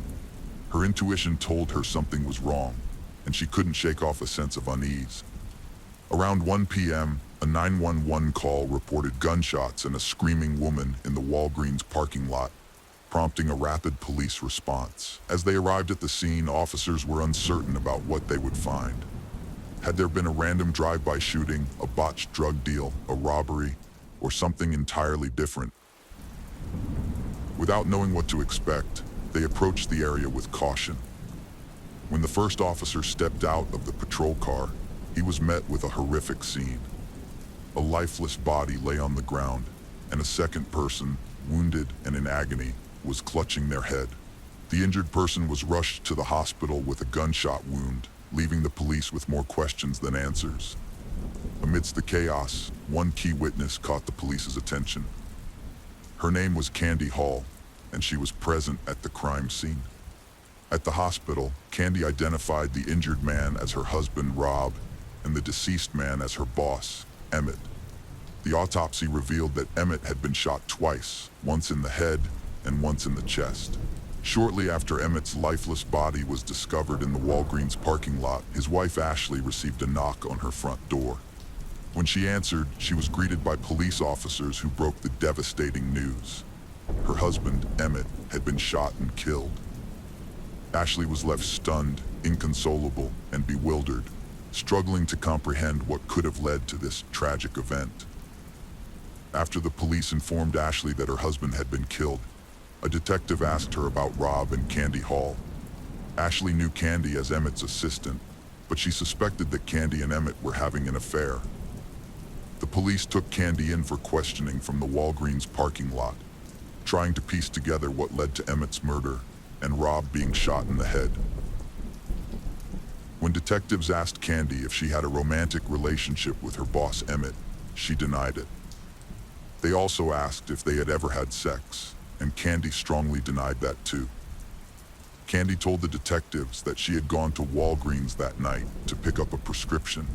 She claimed to have run into Emmett by chance in the store, and they decided to go for a drive in his car. As they drove to a gas station, Candy's phone rang. It was her estranged husband, Rob.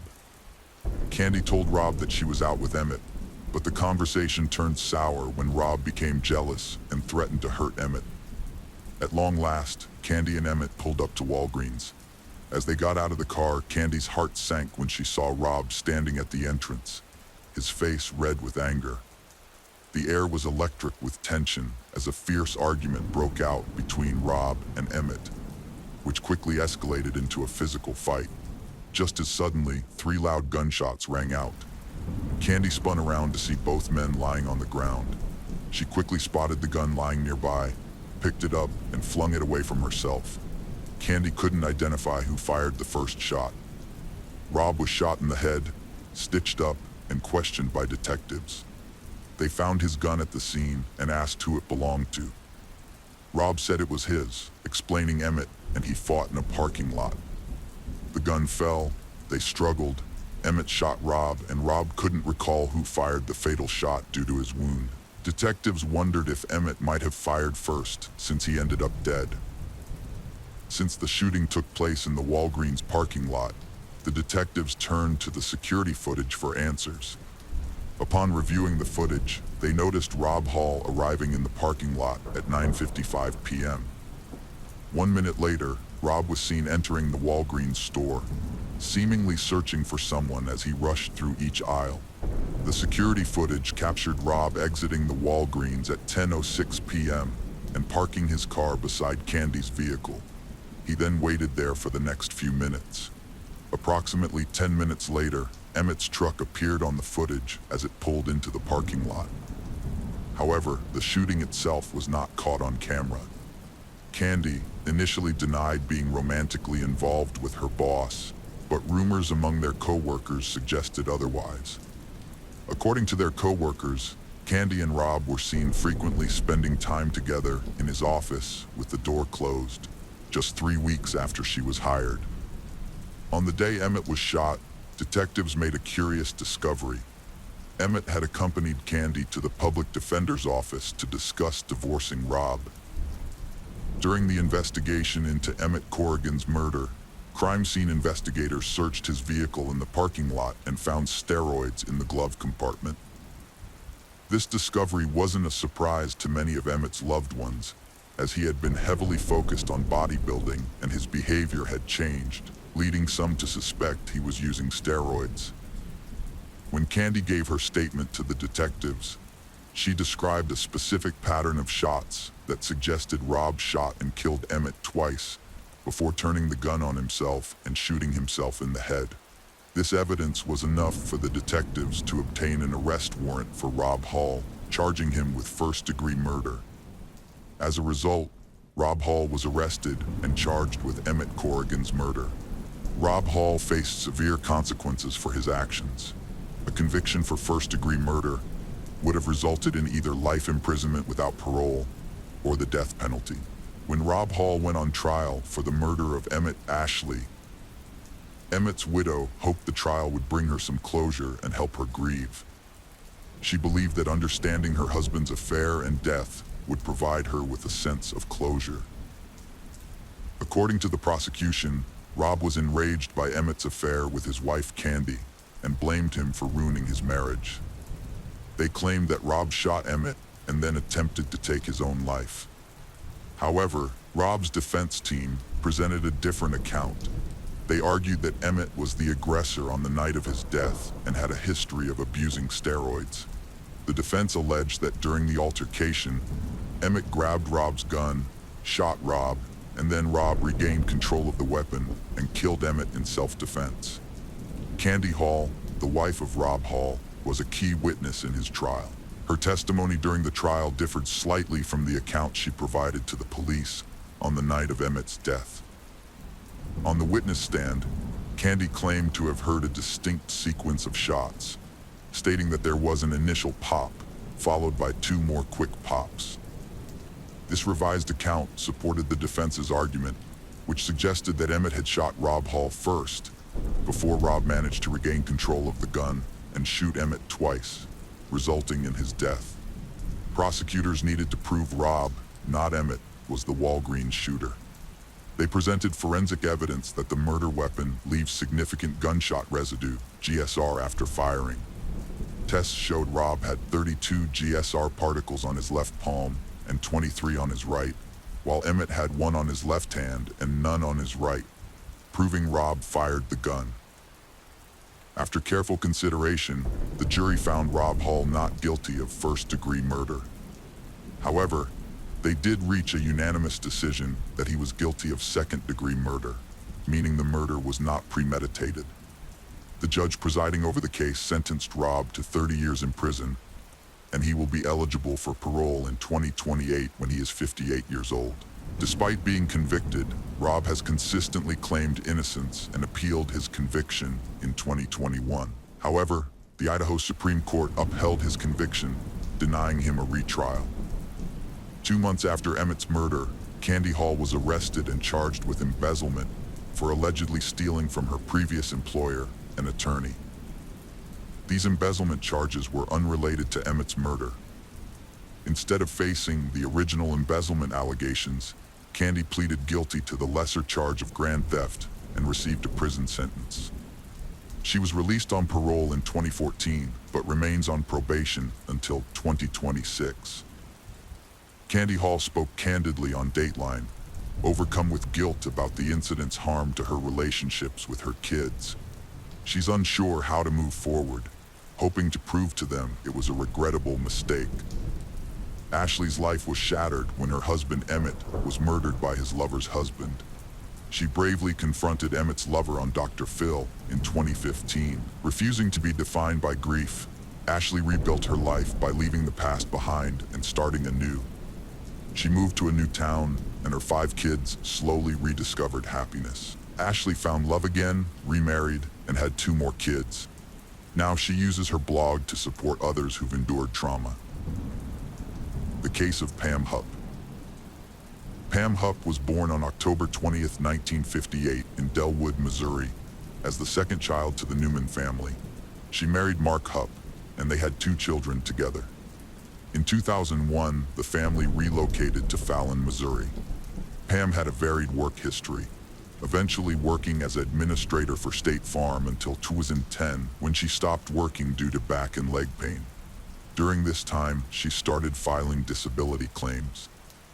On August 16, 2016, around noon, Louis Gumpenberger, a mentally challenged man who had been struggling with mental and physical disabilities since a car crash in 2005, died after being shot 5 times by Pam Hupp in her apartment. Earlier that day, Pam called 911, reporting a robbery. According to Pam, Gumpenberger had jumped out of a vehicle driven by another person, attacked her with a knife while she was in her SUV, and she claimed she slapped the knife away with a karate chop. Pam said she then ran into her house, grabbed her Ruger LCR from the nightstand, and shot Gumpenberger 5 times in self-defense. She alleged that Gumpenberger ordered her to drive him to the bank to withdraw Russ's money, and claimed that Gumpenberger attacked her in her driveway. Russ was Russ Faria, a man wrongly convicted of murdering his wife Betsy in 2011. At the crime scene, the police found 9 $100 bills on Betsy's body, along with a handwritten note addressed to her. The note contained chilling instructions for the killer, detailing what they needed to do at Pam's apartment. Firstly, they had to retrieve Russ's money. Then they would take Pam into the house, kill her, and make it look like Russ's wife was responsible. The murderer wanted Pam's life to end in a specific way. They even specified that the knife should be left sticking out of her neck. They were willing to pay Gumpenberger a hefty sum of $10,000 for completing the task. Pam Hupp was arrested for murder. However, truth behind Gumpenberger's death emerged when Pam voluntarily visited O'Fallon police. During her interview, Pam asked if it be recorded, citing her TV appearances with KTVI's Chris Hayes, whom she blamed for attracting criminals. According to the Fallon chief of police and the prosecuting attorney of St. Charles County, Pam had lured Gumpenberger into her home by posing as a television producer named Kathy. She pretended this was for a TV show and tricked him into reenacting a 911 emergency call, providing a perfect cover for the horrific crime she was about to commit. After murdering Gumpenberger, Pam wrote a note that was later found on his body. The police were convinced that Pam was a ruthless killer due to the overwhelming evidence they discovered, including the $100 bills found on the deceased's body. It was later revealed that Pam had planted these bills on Gumpenberger's body.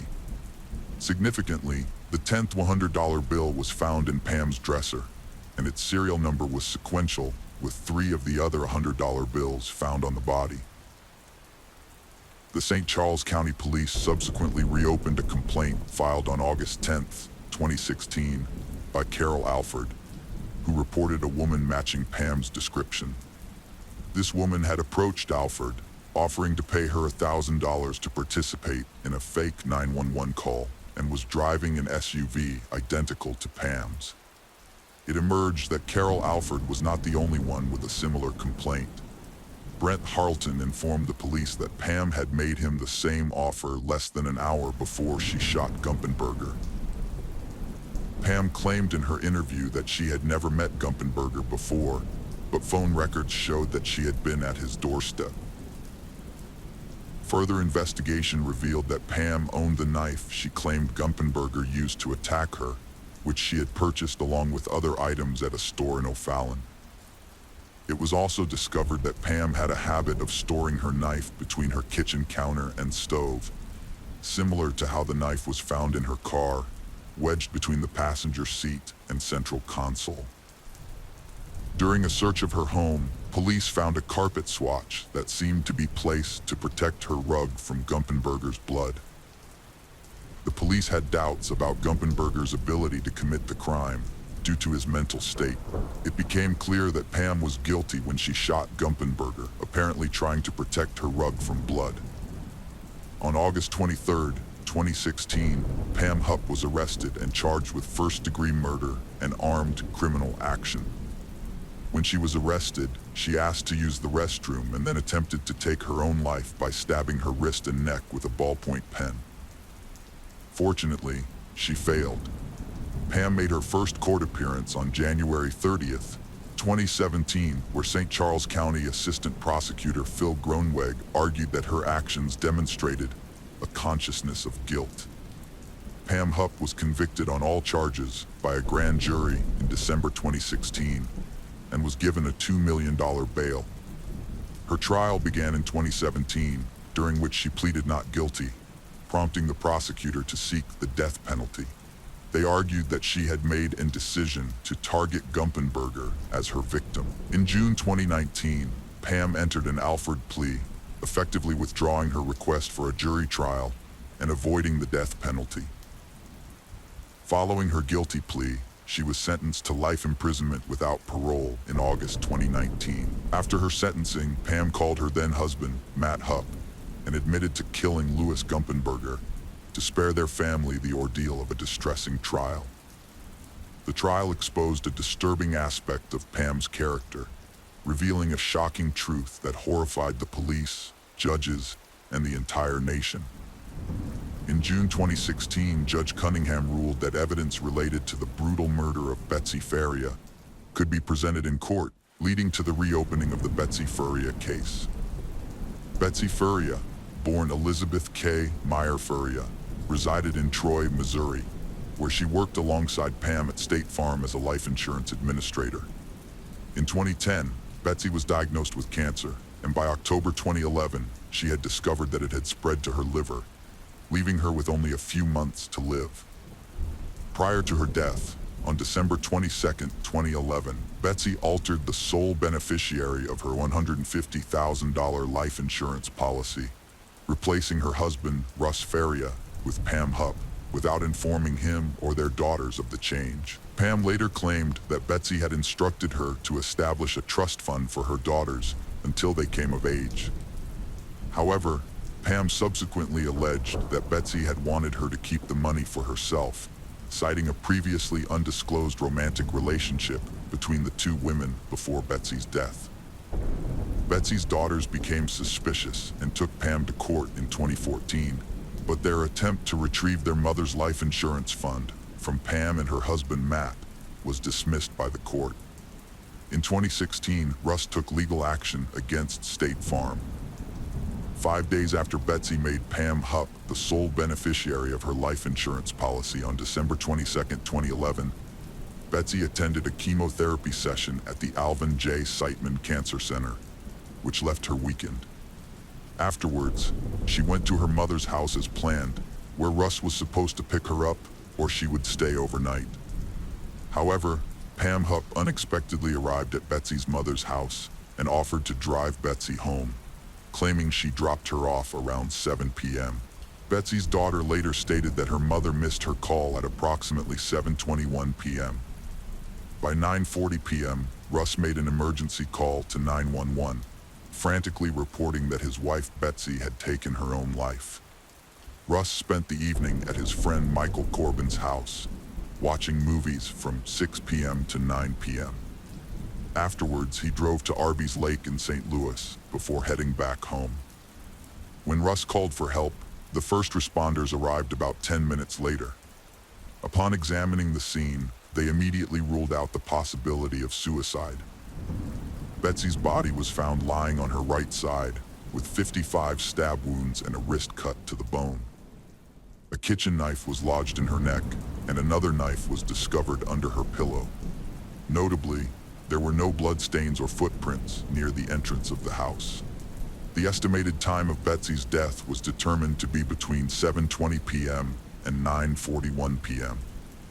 Fingers pointed to Russ Faria as the main suspect after his wife's murder.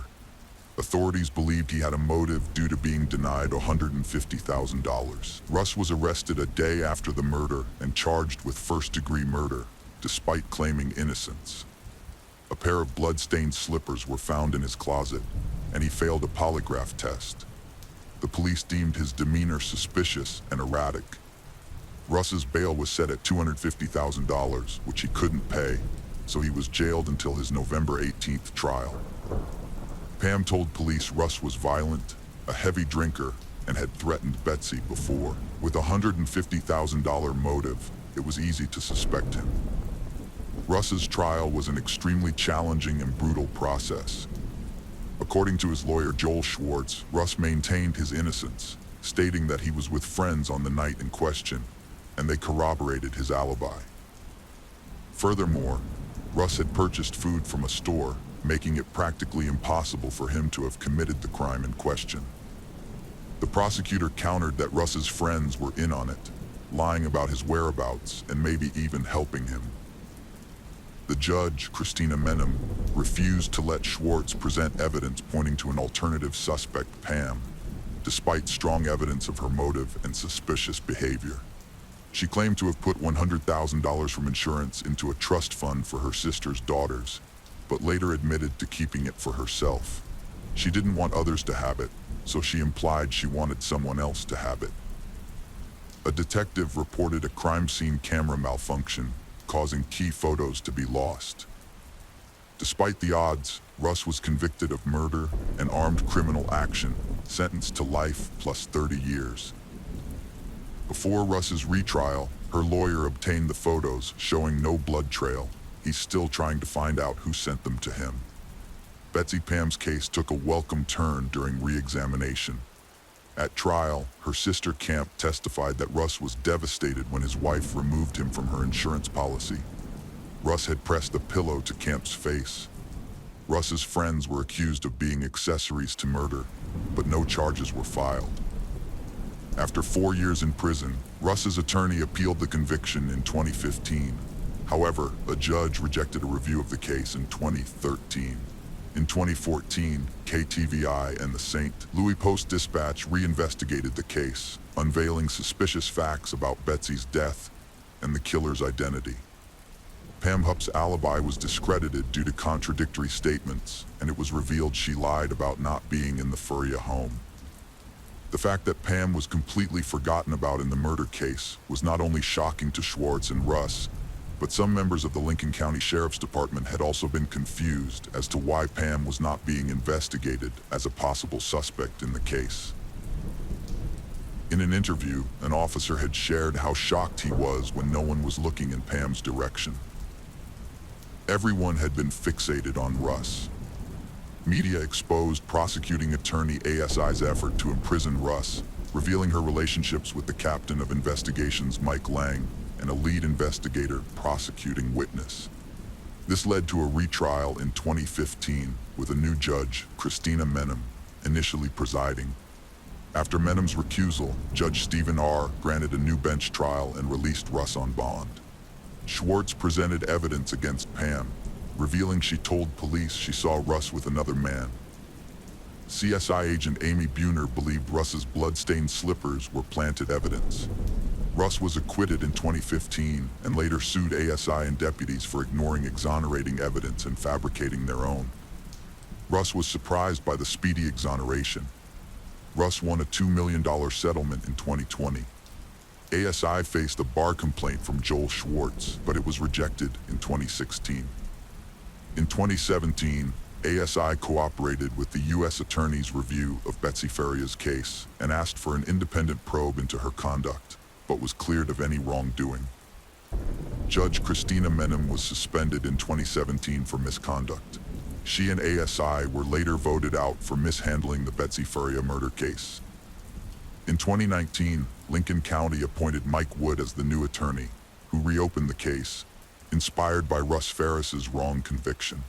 After Pam Hupp's Alford plea, Wood requested a review by the major case squad. The case also motivated Rick Harold to run for Lincoln County Sheriff in 2020. Pam Hupp was questioned as a suspect in Betsy Faria's murder in July 2021. She was charged with first-degree murder and armed criminal action. The prosecutor sought the death penalty due to the brutal nature of the crime, which included 55 stab wounds and a severely cut wrist. Evidence against Pam included a $150,000 life insurance policy, which she claimed for herself despite promising to put it in a trust fund for Betsy's daughter. Pam Hupp claimed she and Betsy were lovers in 2021 and that Betsy wanted more than friendship. She betrayed Betsy, saying Betsy had a crush on her. Prosecutor Mike Wood thought Pam murdered Betsy, stabbing her 55 times with a kitchen knife while she slept. Pam then used her socks to spread footprints, trying to appear as domestic violence. Pam Hupp's case file linked her to Betsy Faria's murder. Despite claiming to be home by 7:20 p.m., Pam's call records showed she was still at Betsy's. Betsy's body position suggested she was killed by someone she trusted. Pam pleaded not guilty in 2022, but her trial was delayed due to her attorney's death. It's now set to begin in 2025 and last about a month. Prosecutor Mike Wood thought the case against Pam Hupp was mishandled from the start, with bias against Russ Faria in his second trial. A 2015 destruction order could have erased key evidence, luckily overlooked, ensuring Faria's release. The case of Corey Richins. Eric Richins was born on May 13, 1982, and had a profound impact on the lives of those around him. Throughout his childhood and teenage years, Eric was fiercely passionate about sports, excelling in basketball, baseball, and soccer, which reflected his dedication to staying active. His true love, however, was anything that took him outdoors, particularly hunting, where his exceptional marksmanship and keen eye earned him numerous trophies from around the world. Eric was renowned for his dynamic personality, which radiated joy and laughter wherever he went. He possessed a natural talent for telling stories, playing harmless pranks on friends, and contagious laughter that would light up the room. Eric was undoubtedly the life of every party, leaving a lasting impression on everyone he met. Eric, a Utah resident, possessed an extensive collection of motorized vehicles, including trucks, four-wheelers, and snowmobiles, which he used to explore the outdoors and satisfy his thirst for adventure. Although he loved having fun, Eric was deeply committed to his faith and was an active member of the Church of Jesus Christ of Latter-day Saints. With the encouragement of his family, he volunteered for a 2-year mission trip to Mexico City, where he honed his Spanish language skills. Upon completing high school, Eric pursued higher education at the University of Utah, graduating in 2009 with a bachelor's degree in international studies and a minor in Spanish. Eric met Corey Darden at Home Depot, where she was an employee. As a regular customer due to his construction work, Eric developed a friendly connection with Corey over time. He was attracted to her charm and beauty, but was too shy to approach her directly. So Eric asked a friend to help him get her contact information. One day, while Eric's friend was shopping at Home Depot, he casually asked Corey for her phone number, mentioning Eric's interest in getting to know her better. Appreciative of his friend's help, Eric anxiously waited to hear back. It was now up to Eric to make the next move, and he finally summoned the courage to call Corey, arranging their first in-person meeting. Unbeknownst to him, this meeting would alter his life forever. From the moment Eric and Corey met, they clicked. Their connection was undeniable, and their first date marked the start of a romantic journey. As they introduced each other to their families, their bond grew stronger. Corey's mother and brothers instantly took to Eric, while Eric's family was equally impressed by Corey's kind nature and how well she fitted in with him. Although Eric's sisters, Katie and Amy, were initially cautious, they soon warmed up to Corey and made her feel part of their family. Eric and Corey tied the knot in 2013 with a private wedding ceremony. 2 years later, Corey gave birth to their first child, Carter, and later Ashton, and finally Weston, completing their family of 5.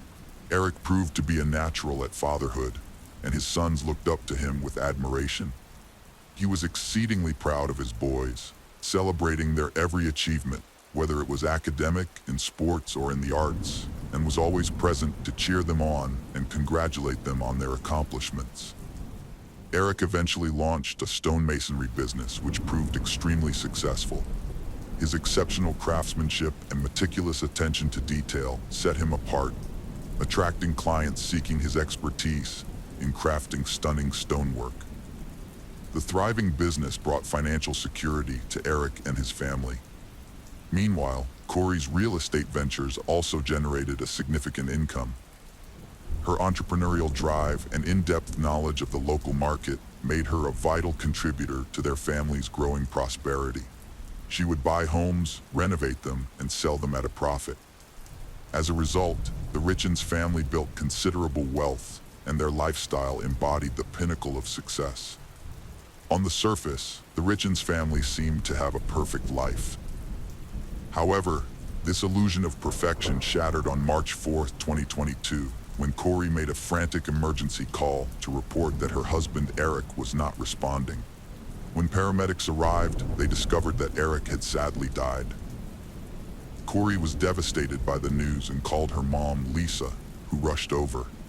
Her brothers DJ and Ronnie joined them, struggling to process Eric's sudden death. They'd celebrated Corey's business success at their new mansion earlier, with Corey making Eric a Moscow mule before bed.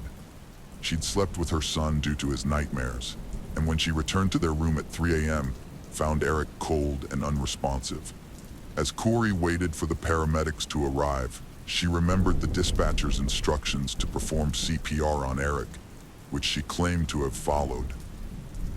While the paramedics were unable to determine the exact cause of Eric's death, they suspected it might have been an aneurysm, given that Eric was a healthy 39-year-old with no known medical conditions.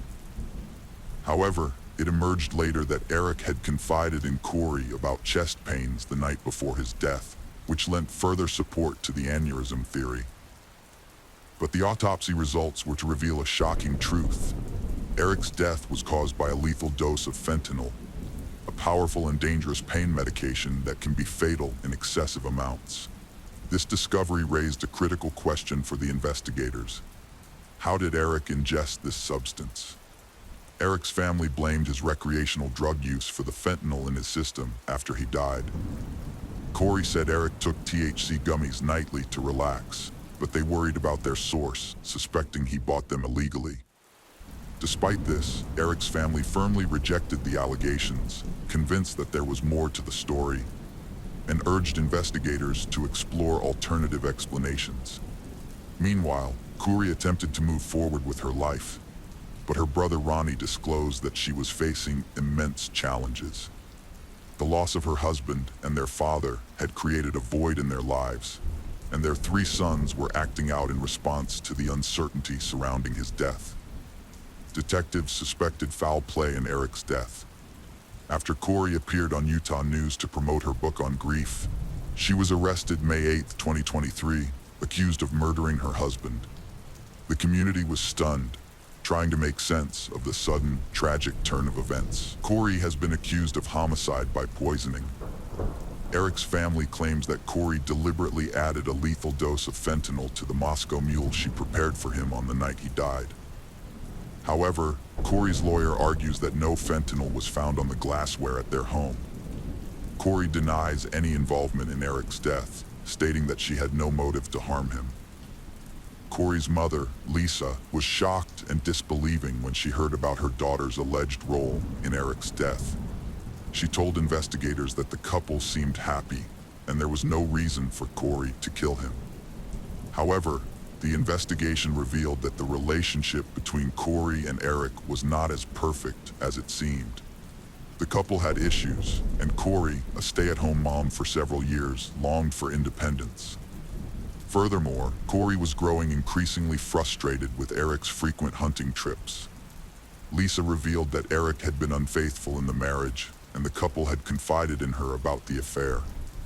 Eric and Corey sought counseling to address their problems, but Eric's family denies that he ever cheated on Corey. According to them, the couple's decision to seek counseling was driven by Eric's love for his sons and his desire to save the marriage. Eric had started thinking about what would happen if he got a divorce, despite trying to save his marriage. To protect his assets, he took some precautions. Without telling anyone what he was doing, he set up a secret trust with his sister Katie. During the investigation, it was found that there were 6 life insurance policies on Eric, worth a total of $3 million. 2 months before Eric died, Corey had forged his signature on another policy worth $100,000. It was also discovered that Corey had allegedly taken money from Eric's personal accounts and misused funds from his business over several years. A spokesperson for Eric's family claimed that Corey's house flipping business was in trouble, despite her claims that it was doing well. In fact, it was millions of dollars in debt. The spokesperson alleged that Corey urgently needed money, and that, according to a premarital agreement they had signed, she would only inherit Eric's business assets if he died before her, while they were still married. Corey's attorney rejected the allegations, clarifying that her business was not in debt. They pointed out that temporarily taking on debt through lines of credit was a standard practice in the house flipping business, and that once the properties were sold, the debt would be settled. The attorney stressed that the large figure cited by the spokesperson simply represented the volume of business transactions involved. Lisa, Corey's mom, said Eric backed Corey's business ventures, including buying the Heber Valley mansion where they partied the night he died. Corey bought the 2017-built abandoned mansion with investor help, planning to develop it into a recreational spot and sell for a profit, potentially earning $12 million, a huge jump from the $3 million purchase price. Eric's family says he opposed buying a mansion, contradicting reports. They claim he argued with his wife about it, and that Corey gave him a fentanyl-laced drink on the night he died. They also accuse Corey of previously trying to harm Eric on a Greece trip. However, Corey's brother Ronnie denies these claims, saying Eric's illness was due to taking antibiotics and being mistakenly served liquor. Eric's family claims Corey tried to kill him twice, including on Valentine's Day 2022, when he had a severe allergic reaction after eating a sandwich she brought him. They also questioned her behavior after his death, including an incident where she punched his sister in the face and neck while trying to access a safe containing $125,000 to $165,000 in cash. Corey had a 4-hour bail hearing, handcuffed beside her attorney, trying to convince the judge to release her on bail. Prosecutors presented 3 witnesses and evidence, claiming she poisoned her husband. A cell phone expert testified about Corey's Google searches, including how to retrieve deleted iPhone texts and a lethal fentanyl dose. Her attorney countered that these searches happened after her husband's death, as Corey sought answers to her own accusations. Prosecutors questioned the lead detective about Corey's sources for the drugs used to kill Eric. A woman named Carmen Labber, who worked for Corey, told investigators about a meeting where Corey asked her to buy fentanyl for an investor with a back injury. Carmen, with a criminal history, agreed and bought 15 to 30 pills, exchanging them for cash on February 11th, 2022, days before Eric's poisoning attempt. During the investigation, Carmen revealed that Corey got in touch with her again, saying he wanted stronger drugs. She said Corey paid for the pills with a check about a week after Eric died. However, Corey's lawyer disputed this, suggesting the check might have been payment for cleaning work instead. The lawyer also tried to raise doubts about Carmen's trustworthiness by pointing out that she was a convicted felon on probation. At the bail hearing, Eric's sister spoke to the judge about the family's intense emotional pain after Eric's death, and their fear that if Corey were released on bail, they would suffer even more. The judge decided to keep Corey in custody. In 2023, Corey had a serious medical crisis in jail after taking prescribed medication, which caused her to have a seizure and required hospitalization. While searching her cell, jail officials found a handwritten letter that prosecutors claimed provided additional evidence of Corey's plans and motivations. Prosecutors requested a no-contact order, citing the letter as proof of Corey's attempt to intimidate witnesses.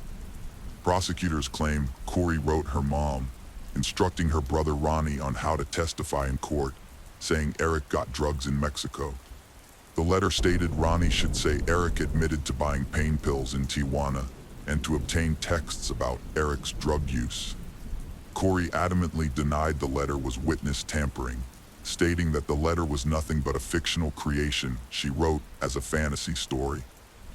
The judge denied the motion for no contact, stating that the state failed to prove witness tampering.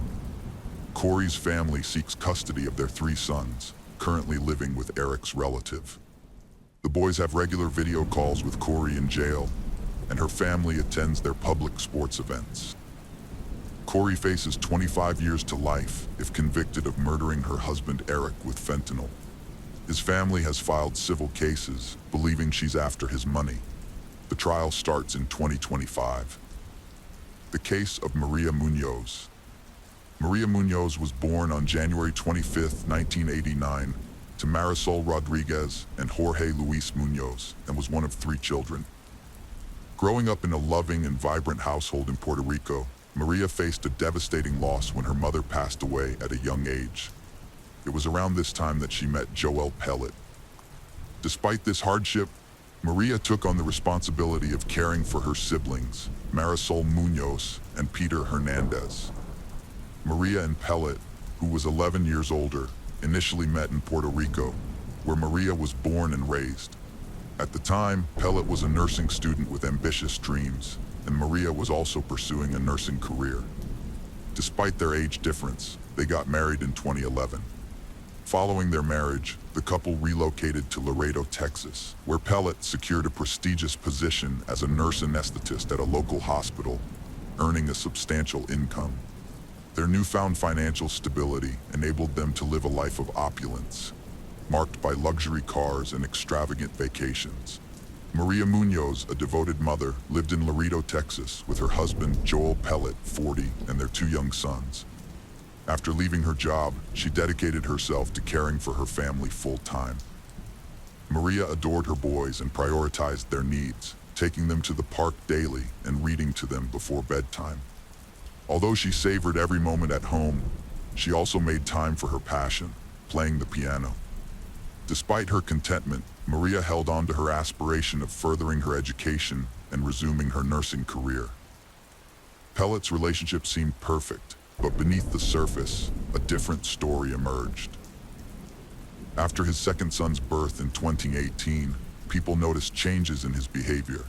He lost weight, gained muscle, and became flirtatious with other women. He stopped posting family photos, instead sharing solo pictures, giving the impression of a single, carefree life. Pellet's colleagues noticed his growing closeness to surgical nurse Janet Arando. As time passed, it became clear they were having a secretive affair. In 2020, Maria found airline tickets Pellet bought for himself and Janet to travel to Europe. This discovery left Maria shattered, feeling betrayed and devastated by their decade-long facade. She sought a therapist's help to cope with her emotional turmoil and was prescribed medication to support her mental health struggles. Around this time, Maria started writing in journals to cope with her thoughts and feelings. As tensions between Pellet and Maria increased, a confrontation occurred on September 19, 2020, when Maria visited Janet's house and found Pellet's car parked in the driveway. Maria confronted Pellet, forcing him to choose between her and Janet. Pellet chose Janet, leading to an argument that prompted Janet to call the police. However, Maria and Pellet had left before the police arrived. Later, the police called Maria while she was in the car with Pellet, and they could hear him yelling at her in the background. Once they got home, Pellet's anger escalated, and he punched a hole in Maria's car windshield, demonstrating his intense anger. The next morning, on September 20th, Maria sent Pellet a text message stating her intention to hire a lawyer to resolve their situation. However, Pellet responded, suggesting they handle the matter without lawyers, as he believed it would be too expensive. Just hours after their text conversation, Pellet appeared to have a change of heart. He emailed Maria, expressing his profound sadness and inner turmoil. In the email, he conveyed his desire to have a genuine and calm conversation with Maria, free from argument. Maria replied, and they agreed to meet the following evening, around 5 p.m. on Monday, September 21st. Before meeting him, Maria was extremely nervous and messaged her friend Yasmin Martinez about the planned meeting. Unfortunately, the encounter ended in a terrifying way. The next day, September 22nd, 2020, Pellet frantically called 911, saying his wife might have taken prescription pills and was no longer breathing. Officer DEA Cruz arrived at Pellet's house around 1:40 a.m., with his body cam recording the entire scene. He found Pellet at the top of the stairs, near the main bedroom, where he was still wearing his green hospital scrubs and performing CPR on his wife. Their 2 sons were asleep in nearby rooms. Once the paramedics arrived, they took over CPR efforts on Maria. Officer asked Pellet about pills Maria took. Pellet fetched a bottle with clonazepam prescription from the bathroom, but it was in his name, not Maria's. The bottle was unusually back in the cabinet. Body cam footage showed Pellet pocketing the pill container. DEA Cruz suspected he concealed something. A needle catheter on the stairs and a medical bag with syringes outside a clinical setting raised more questions. Pellet informed the officers that Maria had been battling severe depression lately, which had taken a toll on her mental health. According to him, her desperation to deal with her overwhelming emotions led her to take the pills as a last resort. Despite efforts, Maria was pronounced dead at 3:58 a.m. Pellet was questioned, explaining he and Maria had a conversation, became intimate, and he took a shower. When he returned, Maria was unresponsive and not breathing. Officer notices Pellet's suspicious behavior, excessive sweating and evasive answers, contrasting with others. This raises suspicions, and Sergeant Lismata takes him in for questioning. Upon arrival, Pellet was left alone in the interrogation room for a period before an officer entered. Unbeknownst to Pellet, his actions were being recorded on video. When the officers reviewed the footage, they were shocked to see Pellet's sudden, extreme behavior. He began screaming, crying, hitting the walls, and throwing furniture around the room. His loud, out-of-control outburst caused a stir among people in the hallway and nearby rooms, who were frightened by the commotion coming from his room. Sergeant Louis Mata spoke with Pellet at 4 a.m. Pellet confessed to having an affair with Janet, whom he'd left the family home for 5 months prior. Maria knew about it. Pellet visited the family home, they talked and became intimate. He gave her clonazepam for anxiety and depression, but didn't know how much she took. He found her unresponsive 10 minutes later. After questioning, Maria's autopsy was performed just 8 hours after her death. This timely autopsy allowed for detection of any substances in her stomach contents. The results revealed a surprise, no pill fragments, but a small, red pinprick mark on her elbow, suggesting an injection. This finding shifted the investigation's focus. Maria's journal, found by investigators, revealed her anxiety and depression struggles. Her writings exposed her deep love for her husband and desire to save their family despite his infidelity. Entries disclosed her husband's abuse, her grief, and her longing to escape sadness. One plea read, "I don't want to be sad anymore. Bring me laughter, bring me peace, bring me happiness again." The day before Maria Munoz's untimely death, she wrote in her journal, revealed her desire to live and move forward with her life. There was no hint of suicide or plans to end her life. As a result, after reviewing her journal, investigators initially ruled out suicide as a possibility. They needed more information to understand what had really happened. Sergeants Mata and Cruz received toxicology test results contradicting Pellet's claim about Maria having clonazepam.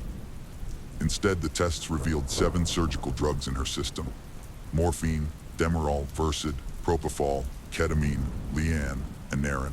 Notably, propofol and ketamine are sedatives and pain management drugs, typically used intravenously during operations. The discovery of propofol in Maria's body was the most startling revelation for the investigators.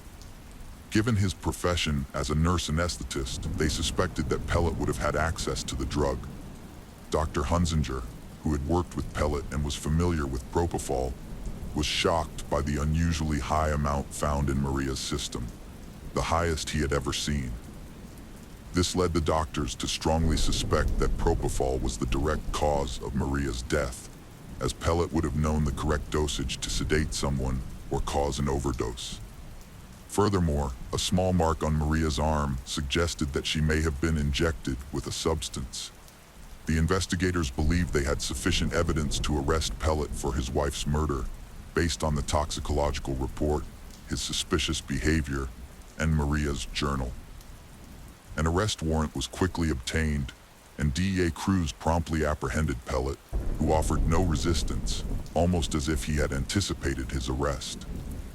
Pellet was then taken to the police station, marking the beginning of a new phase in the investigation as law enforcement officials prepared to question him further about the events surrounding Maria's tragic death. The trial began on March 21, 2023, with both the prosecution and defense presenting their arguments. The prosecution team, comprising only women and dubbed Maria's team, built a strong case against Pellet by using Maria Munoz's journal entries. This approach aimed to showcase Maria's personality to the jury, highlighting her qualities as a wife and mother. Through her journals, the prosecutors painted a picture of Maria as a caring, intelligent, and excellent mother, conveying her lively spirit to the jurors. During the trial, prosecutors suspected that Pellet drugged Maria by putting substances in her drink, making her sleepy. After she became unconscious, they believed he injected propofol into her arm. Prosecutors also thought Pellet deliberately delayed calling 911 so that responders would be unable to rescue Maria when they arrived. The journals helped prosecutors understand the challenges Maria faced, strengthening their resolve to seek justice in her case. Pellet's lawyer, Roberto Bali, argued that his client wanted to reconcile with wife Maria Munoz before her death, citing uncertain cause of death and insufficient evidence. Bali noted Pellet gave Maria a drug to reverse overdoses on the night she died, and both struggled with addiction, with no signs of force or coercion.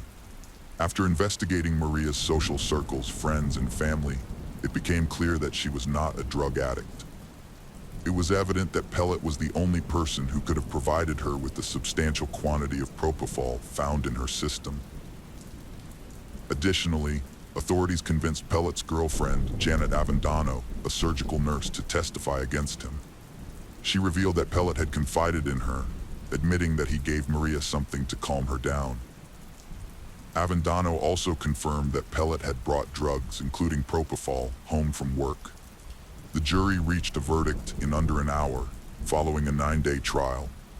On March 30, 2023, the jury found Pellet guilty of Maria's murder.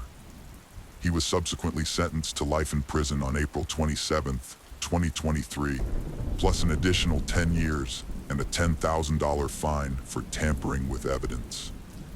Joel Pellet is currently imprisoned for life at a Texas Department of Criminal Justice facility, serving time for his cruel actions. His imprisonment serves as a reminder that criminals will be held accountable and that Maria's memory will be honored through the pursuit of truth and justice. The reason behind Maria's murder is still unclear, but according to the prosecution, Joel Pellet killed his wife to end their marriage and start a new life with his girlfriend, Janet Avendano. In the end, justice prevailed, and the verdict ensured that Pellet was punished for his crime. The jury's decision brings some closure to this tragic case, sending a clear message that such brutal acts will not go unpunished. The conviction highlights the importance of upholding justice and serves as a warning to those who commit similar crimes that they will face the full force of the law.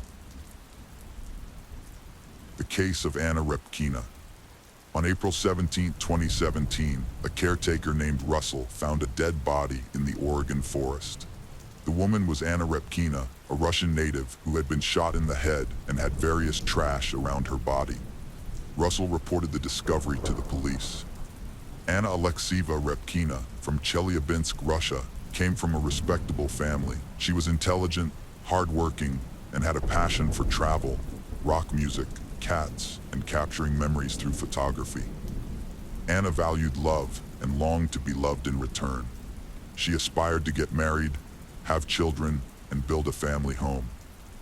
Those who knew her still cherish the memory of her infectious sense of humor, which made her a joy to be around. In 2016, Anna's 7-year relationship with her high school sweetheart came to an end, leaving her heartbroken. However, she refused to give up on her dreams of finding true love.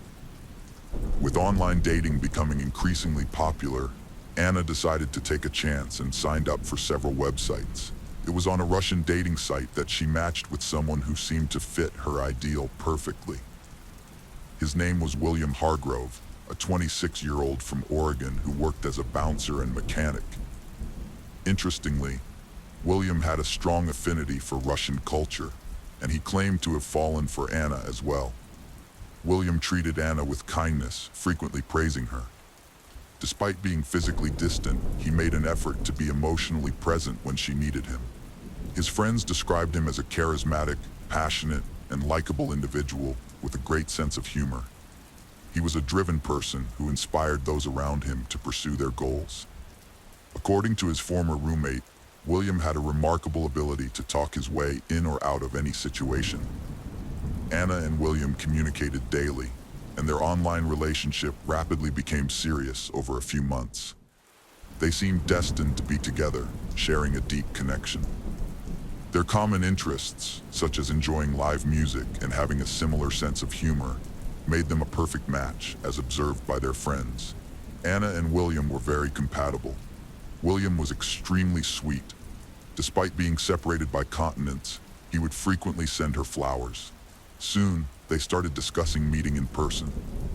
In December 2016, they decided to take their months-old relationship to the next level. Anna booked a flight to Oregon to see William. However, Anna made a mistake on her first attempt. She accidentally booked a ticket for Portland, Maine, instead of Portland, Oregon. By the time she realized her error, she had already flown to Maine. Still, she was determined to spend the Christmas holidays with her boyfriend. She corrected her flight issues and arrived in Oregon on time. William picked her up from the airport. Anna and William shared 10 wonderful days together. He took her on guided tours, and they explored the seaside, played in the snow, and snuggled up by the fireplace. He introduced her to his friends, making their time together even more special. As the clock struck midnight on New Year's Eve, they joyfully shouted, "Happy New Year," and shared a romantic kiss. For both of them, it was the perfect Christmas, and they both felt they were meant to be together. After Anna's 10-day visit came to an end, William proposed to her with his grandmother's emerald ring, and she happily accepted. From that moment on, the two were engaged. However, what Anna was unaware of was that William had been unfaithful to her.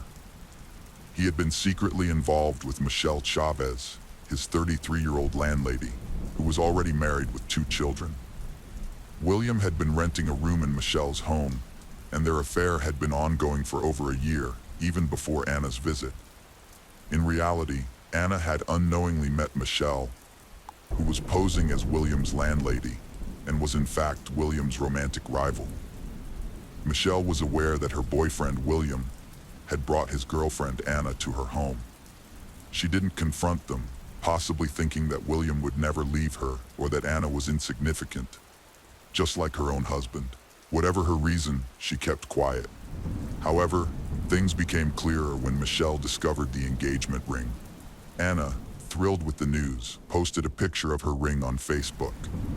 The post appeared on Michelle's homepage, thanks to the algorithm. Michelle was furious, not just because William was engaged to another woman, but because she had planned to leave her husband for him. In a bold move, Michelle took off her wedding ring and handed it to William. The ring was identical to Anna's engagement ring. It was the same one William had recycled. Michelle expressed her anger to William, who repeatedly assured her that Anna meant nothing to him, and that he would break off the engagement on March 1st, 2017. Meanwhile, Anna returned to Oregon, preparation in full swing. She had packed her wedding dress in a suitcase and had even resigned from her job, ready to start a new life with her fiancé, William. Michelle grew concerned about the seriousness of Anna and William's relationship, so she decided to intervene. One day, she reached out to Anna on Facebook and revealed everything that had been going on. Anna then reported back to William about the conversation with Michelle. However, William dismissed Michelle's concerns, attributing them to jealousy as his ex. Despite this, the couple was determined to move forward with their plans, ignoring Michelle's warnings. They proceeded to schedule their wedding for March 23rd, planning to exchange vows by the seaside. Anna wore the wedding dress she had brought from Russia, and they headed to the beach for the ceremony. However, the officiant failed to show up. After waiting for what felt like an eternity, they returned home, deciding to try again in April. William consistently made it clear to Anna that she was insignificant to him and that he didn't love her. However, Anna refused to accept this. Michelle grew tired of the situation and decided to intervene. On April 15th, Michelle gave William an ultimatum. He had to choose between her and Anna. He couldn't continue to lead both women on. Michelle also issued a stark warning. If Anna wasn't gone by April 20th, she would take drastic action. Building a snowman was a sinister euphemism for killing someone and hiding their body in a location where it would remain frozen and undiscovered. After Michelle clearly expressed her feelings to William, she was unable to reach him. She assumed he had chosen Anna over her. The next day, Sunday the 16th of April, Michelle left voicemails for William in an attempt to convey her emotions. However, William called Michelle to inform her that he was single again, having ended his relationship with Anna. The breakup was messy, but Anna was in the process of returning to Russia. As it happened, William's car had collided with a deer, leaving him stranded at the Ali Murtal store. He asked Michelle to meet him there, which she agreed to, despite being in the middle of a family gathering on Easter Sunday. Michelle left her family's house and drove to the store, where she and William reconnected. They celebrated their rekindled relationship by having sex in William's car on the 17th of April. Anna's body was discovered in the forest at the start of the investigation into her death. The investigators had no idea who she was, as there was no identification on her, and she had only been in the state for about a month. There was no sign of a murder weapon, only litter scattered around her. However, among the trash, a clear plastic bag caught their attention, containing a KFC receipt, an empty Pepsi cup, and a KFC chicken bag. The KFC receipt was the crucial piece of evidence, bearing a date, time, and debit card number. The debit card was traced back to Kevin Thomas, who was subsequently tracked down by the investigators. Kevin revealed that he and William had a weekly habit of getting lunch at KFC every Friday, and the receipt was from a purchase about a week before his questioning. Kevin had been the one to expose William's complicated romantic relationships. The investigation into Anna's death was the only reason William's infidelity had ever come to light. Kevin also recalled that William had borrowed his shotgun, claiming he wanted to go to the woods to blow off some steam. After obtaining Kevin's statement, the police shifted their focus to William and Michelle. William's behavior became increasingly suspicious, as he was caught on camera in stores where he had purchased cigars and Star Wars Legos. He even confided in Kevin that he was splurging on things he couldn't afford in an attempt to lift his spirits. On the 16th, William broke down in tears in the arms of a store employee, claiming his girlfriend had just dumped him. However, William had actually moved back in with Michelle, and when questioned by the police about his whereabouts on the 16th of April, he falsely stated that he had gone for a drive with Michelle. When asked about his relationship with Anna, William denied any romance, saying he had met her in Corvallis while out walking, went on 2 dates, but realized it wouldn't work out between them, which ended things between them. William said the last time he saw Anna was in mid-March. He also mentioned that Anna had mistakenly posted about their engagement on Facebook, which caused trouble for him with his actual partner, Michelle.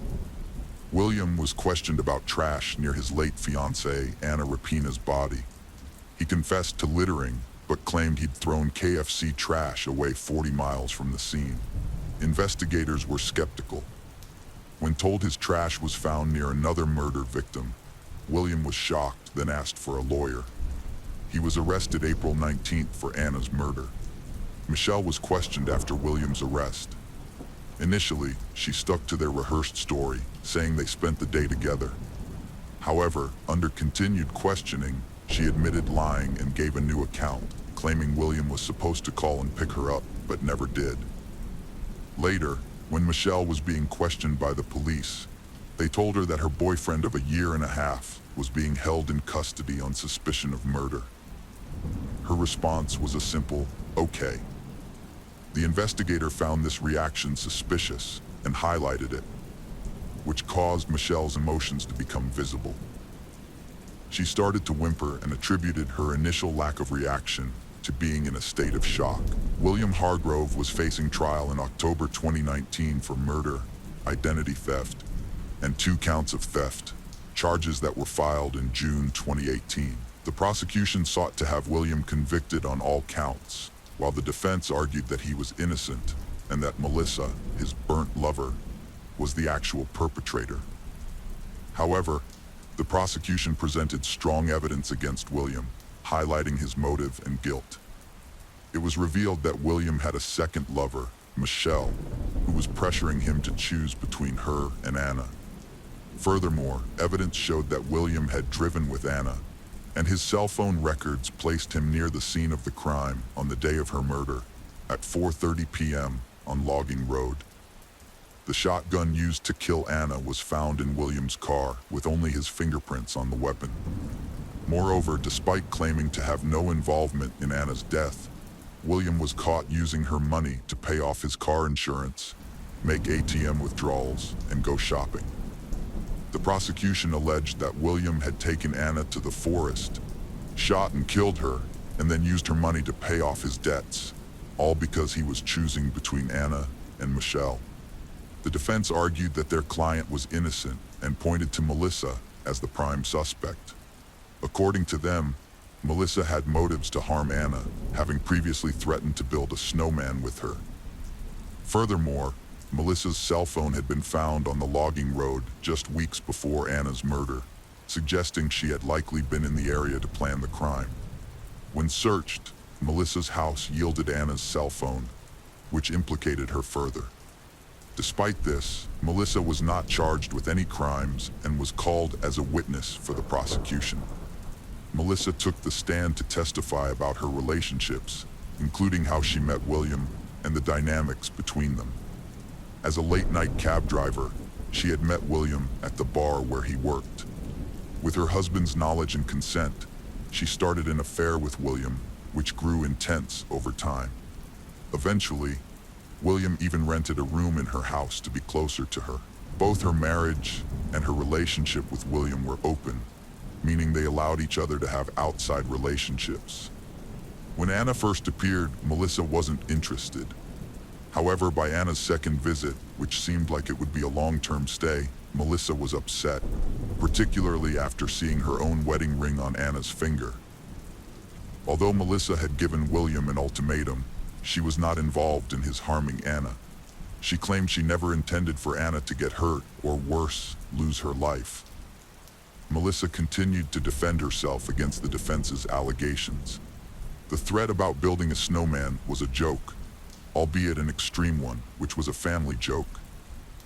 Her cell phone was indeed found in the forest, but William had driven her there. She had no idea why he did so or what he was planning. Furthermore, William had given her Anna's cell phone the day before he was questioned by the authorities. Melissa's testimony lasted for 14 hours. Besides Melissa, around 70 other people gave testimony, including Anna's mother, William's best friend and roommate, as well as some of Melissa's family members. In her hometown in Oregon, Melissa faced intense scrutiny, with locals criticizing and bullying her. At one point, she even attempted to take her own life, but fortunately, it was unsuccessful. Prosecutor praised Melissa's efforts, calling them tough, super tough.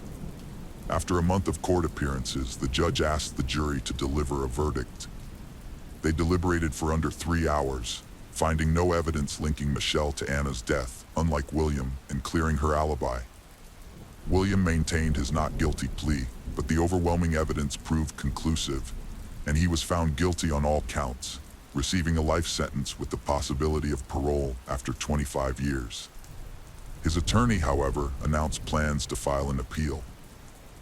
The jurors in Anna's case developed a strong bond during the trial.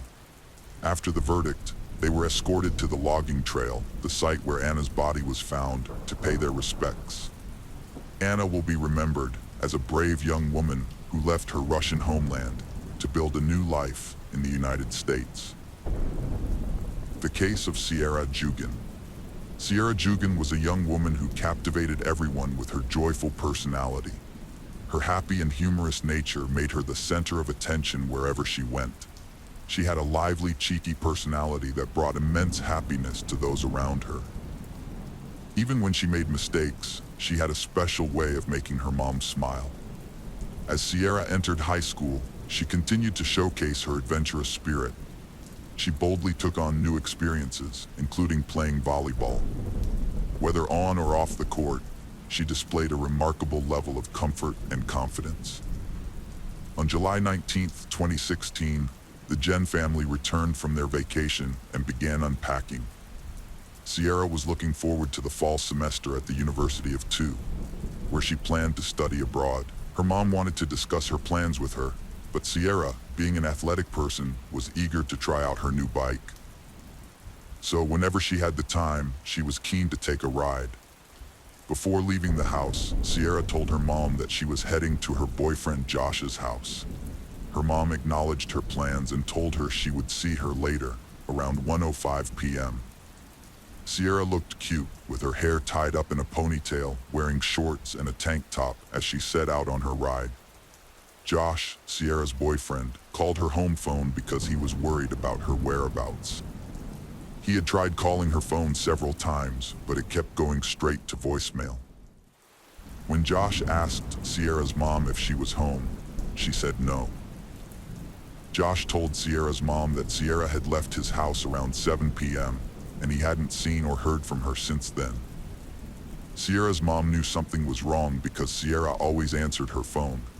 Her first thought was to call Sierra's grandparents, who lived nearby, but they said Sierra wasn't with them. Sierra's family and Josh started searching for her, worried about her safety.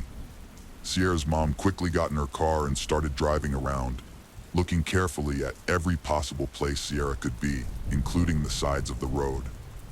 Sierra's aunt, uncle, and cousin also joined the search, thinking Sierra might have been in an accident and got hit by a car. As time went by, worry grew. The possibility of Sierra being hurt, maybe with a broken leg, weighed heavily on their minds. Despite their relentless efforts and exhaustive search, they couldn't find any trace of Sierra. When Sierra's mom got home, she immediately took to social media, reaching out to Sierra's friends, desperately hoping someone had seen or heard from her. But to her dismay, there was complete silence. Hours passed, and still, there was no sign of Sierra. Filled with worry, Sierra's mom knew every minute counted and decided to call the police. Just an hour later, a concerned neighbor called Sierra's family saying County Road 6 was blocked off.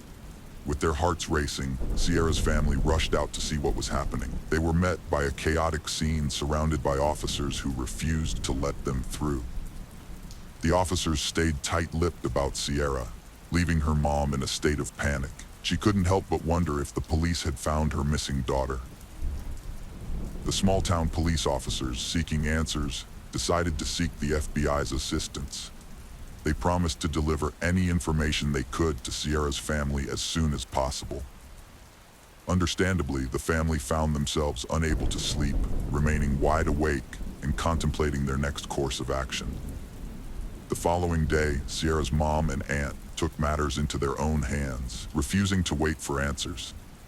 Her mom made a series of calls to hospitals, desperately searching for any signs of an unidentified female patient that might be Sierra. Despite call after call, they turned up nothing, leaving them feeling increasingly hopeless. A lead emerged from Detroit, Michigan, offering a glimmer of hope in the search for Sierra. A young woman, bearing a striking resemblance to her, had been admitted to a hospital with severe injuries, including numerous broken bones, after escaping from a moving vehicle with no identification. In an effort to confirm her identity, a nurse asked Sierra's family to describe any distinguishing marks on her body. Sierra's mom recalled a scar on her calf and a pierced belly button, which seemed to match the hospitalized girl's features, raising the family's hopes that they had finally found Sierra. Unfortunately, their hopes were soon dashed when they discovered that the girl in the hospital was not Sierra, leaving the family devastated and heartbroken after investing so much hope and anticipation in the possibility. Later that morning, the police visited Sierra's house to brief them on the previous night's events. One of the officers had found a trampled cornfield near where he'd parked his car and approached the area. He noticed signs of a struggle and a motorcycle track inside the cornfield. Not wanting to disturb any potential evidence, he backed away without touching anything. As he retreated, he caught a glimpse of a reflection, Sierra's purple bike. Further investigation uncovered several items at the scene: a pair of men's sunglasses, a pair of women's sunglasses, a blood-stained sock, and a screwdriver. Based on these discoveries, the police concluded that Sierra was likely abducted from that location. During the investigation, detectives thoroughly questioned Sierra's friends and family to gather information about her boyfriend Josh. They learned that Sierra and Josh had been inseparable since they were 7 years old, and their friendship developed into a romantic relationship in their first year of high school. The couple was known for their energetic and carefree nature, sharing a passion for skiing, among other things. After high school, Sierra went to the University of Toledo, while Josh enrolled at Bowling Green, but despite the physical distance, their commitment to each other remained strong. They often talked about getting married in the future, although Sierra emphasized her priority on completing her education before settling down, showcasing her academic dedication. Detectives investigating the case found that Sierra had visited Josh's house in the early afternoon on July 19th. According to the gathered information, Sierra decided to leave Josh's house and head home around 6:30 p.m. Because he was worried about her safety, Josh joined Sierra on her ride home, riding alongside her on his motorcycle. After a few miles, Sierra told Josh to turn back and go home, wanting to ride her bike alone and prove her independence. Josh reluctantly agreed, and they parted ways, with Josh heading back on his motorcycle and Sierra continuing her ride. During the investigation, detectives discovered motorcycle tracks in the nearby corn stalks, not far from Sierra's bike. This raised the question of whether these tracks belonged to Josh's motorcycle, and detectives couldn't ignore the possible connection. They began a thorough investigation to determine if there was any evidence linking Josh to the scene where Sierra went missing. As a result, detectives set up a command post to gather all relevant clues about Sierra's disappearance. A promising lead emerged quickly. A local resident came forward, saying that on July 14th, while driving, he saw a motorcycle helmet on the side of the road. He asked his son to retrieve it and put it in their truck. Later, after learning about Sierra's disappearance, he examined the helmet more closely and found red stains, which he suspected were blood. The helmet was discovered near the cornfield where Sierra's bike was found. The detectives asked Josh about his helmet, and to their relief, he produced it, confirming he had it with him. Furthermore, they verified that Josh had returned home after the interview with his parents, ruling him out as a suspect due to his solid alibi. Despite being visibly shaken, Josh was not suspected by Sierra's family in connection with her disappearance. The detectives focused on identifying the owner of a blood-stained motorcycle helmet found on the roadside. Recognizing the significance of DNA evidence, they sent the helmet to the crime lab for testing, awaiting the results with anticipation, hoping for a breakthrough in their investigation. Community unites in search for Sierra, organizing parties to scour every area for clues. Townspeople work together, fueled by a deep sense of unity, to bring her home safely. Hundreds gather at a candlelight vigil, sending thoughts and prayers for her return. 2 days after Sierra vanished, the police got a tip about a suspicious van speeding through the area where she was last seen. People thought she might have been kidnapped and forced into sex trafficking. The tipster gave the police the van's license plate number. The police interviewed the van's owner, but it turned out the van had nothing to do with Sierra's disappearance. The owner explained that he sped up because another car suddenly appeared from behind, which might have been a family member looking for Sierra, and he panicked. By the 48-hour mark, the investigation had turned up no leads on Sierra's whereabouts. As time goes on, her family is struggling to stay hopeful. With each passing day, the chances of finding her alive get smaller and smaller. Despite trying to stay positive, the harsh reality of the situation is getting harder to ignore. The police went from door to door searching for Sierra, and their investigation eventually took them to a farm near where her bike was found. The farm, which covered an acre of land, had several buildings including a small house, a trailer, and a large barn. The owner of the property was James Worley.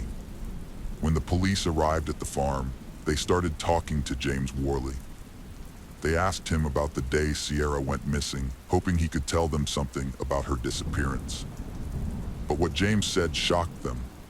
He told them he had been out riding his motorcycle that day, but it broke down, and he lost some things along the way, including a screwdriver and his helmet.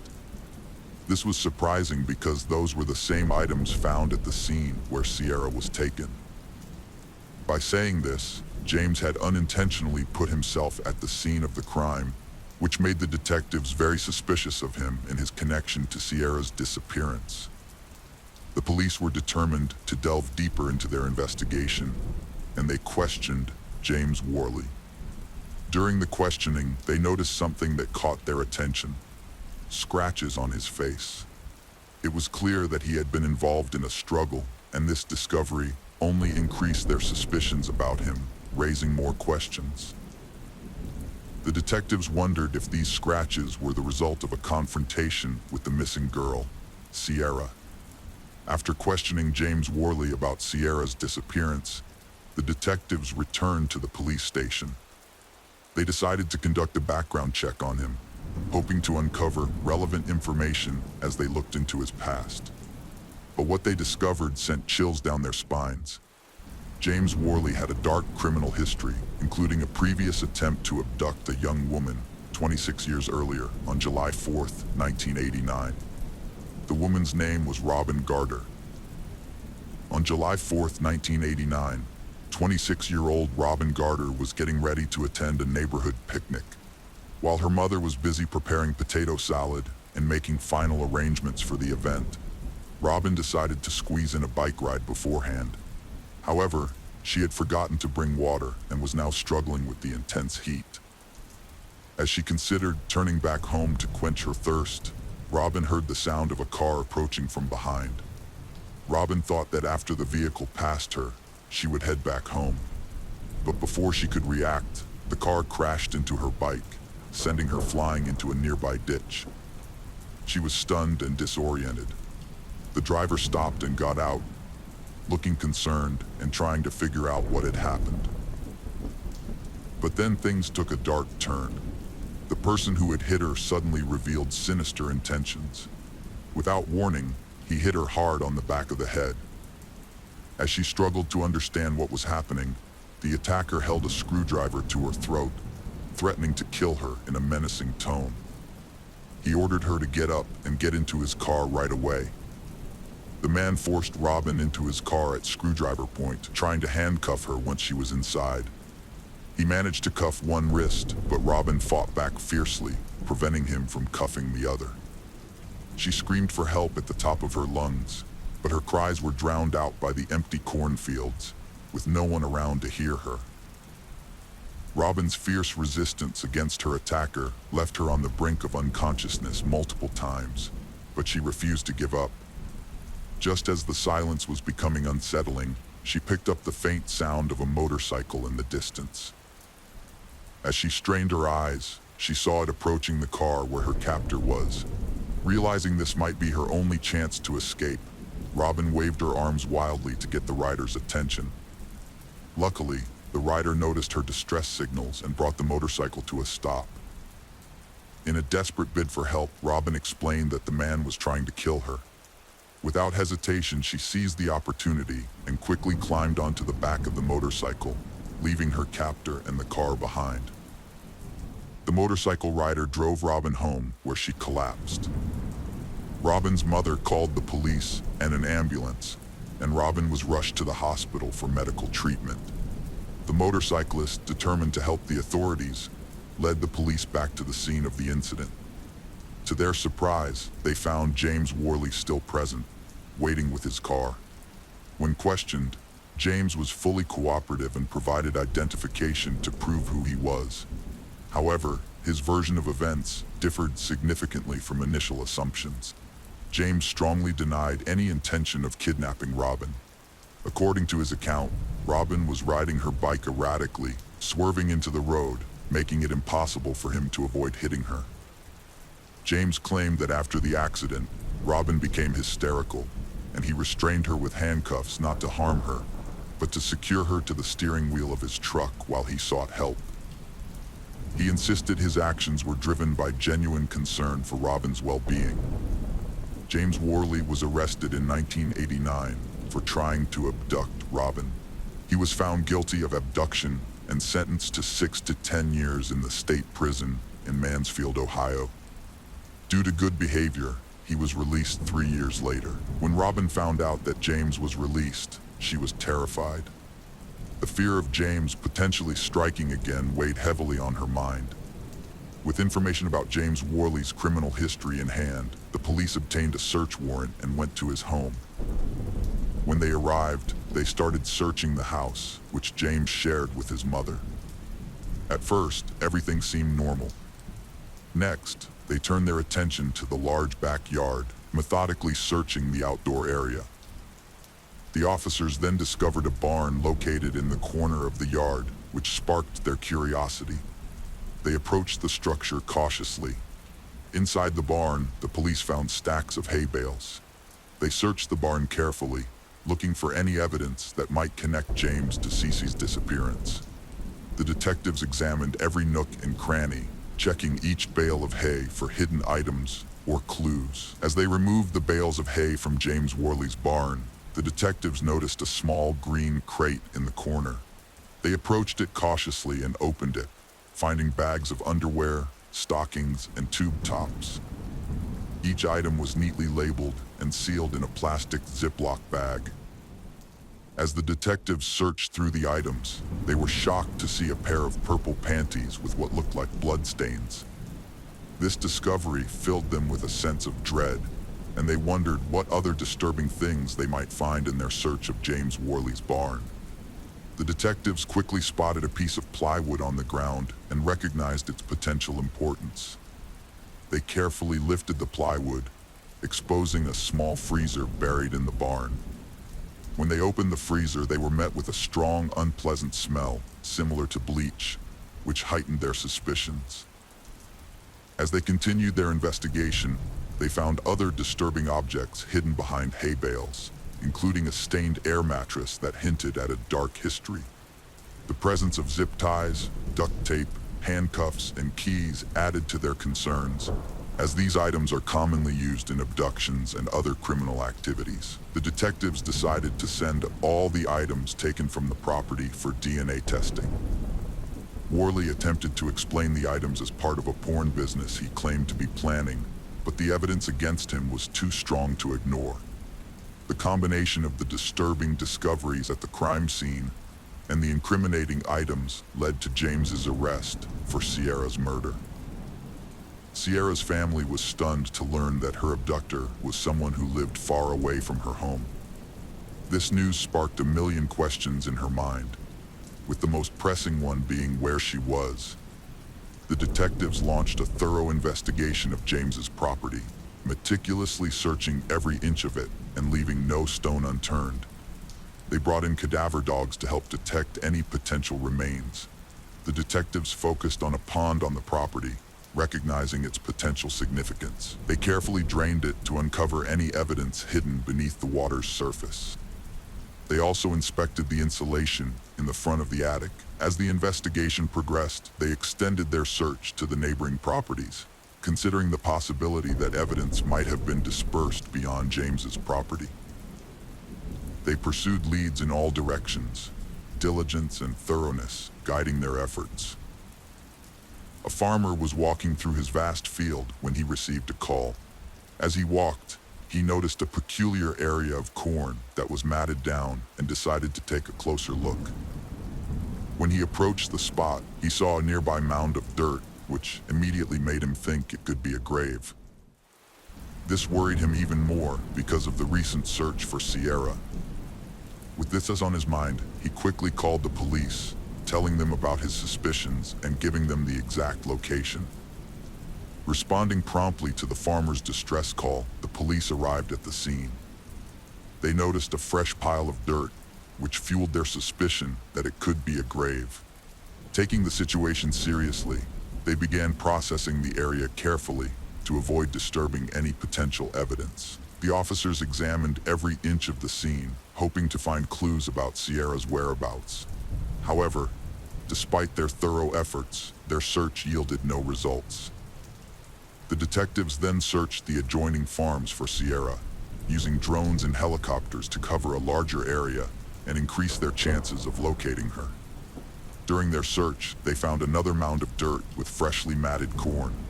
Their trained dogs detected the scent of decomposition, suggesting a potential crime scene. As the crime scene investigators dug, they made a grim discovery. They found human remains. Based on the evidence, it was believed to be Sierra's body. Tragically, her hands were bound behind her back, and her feet were tied to the handcuffs. Further examination revealed that an object was lodged in her mouth, restricting her airway, which ultimately led to her death. Later that night, the Sierra family received a devastating call they had been fearing. The police had found Sierra's lifeless body. The news was met with an overwhelming outpouring of grief as the entire family broke down in tears. The sorrow felt by each family member was palpable, and the weight of the moment was crushing. A month after Sierra's tragic abduction and murder, James Worley was charged with 19 counts, including kidnapping and aggravated murder. 2 years later, Worley's trial began. Despite the overwhelming evidence against him, he pleaded not guilty to all charges. Over 8 intense days, the prosecution presented a gripping story that captivated the jury and spectators alike. After deliberating for 6 hours, the jury found Worley guilty on all counts related to Sierra's murder. The severity of the crime led to Worley being sentenced to death. The case of Michael Haight. Michael Haight was born on January 7, 1980 in Seattle, Washington, but his family moved to Cedar City, Utah, when he was young. after his father finished dental school.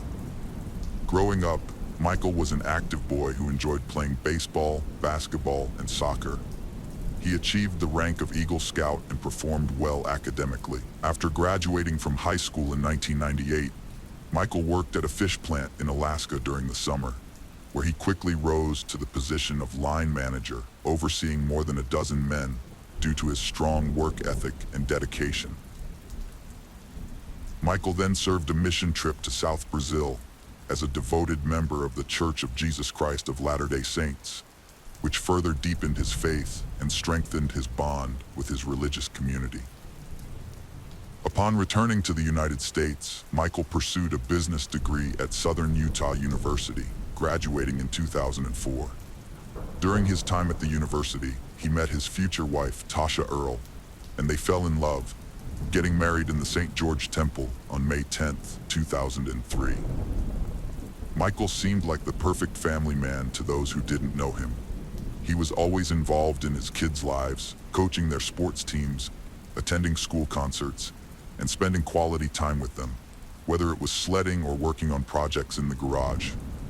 But on January 4th, 2023, the illusion he created around his family life shattered.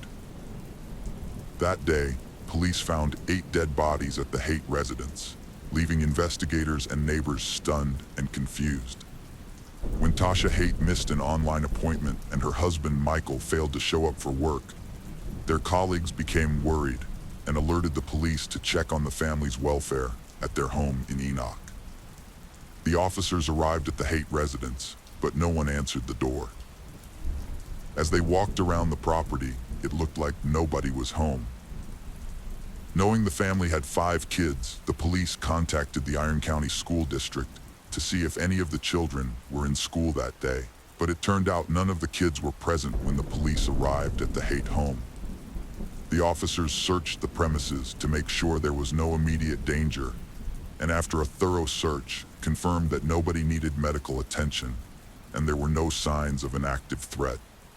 The detectives arrived at the crime scene shortly after it was declared.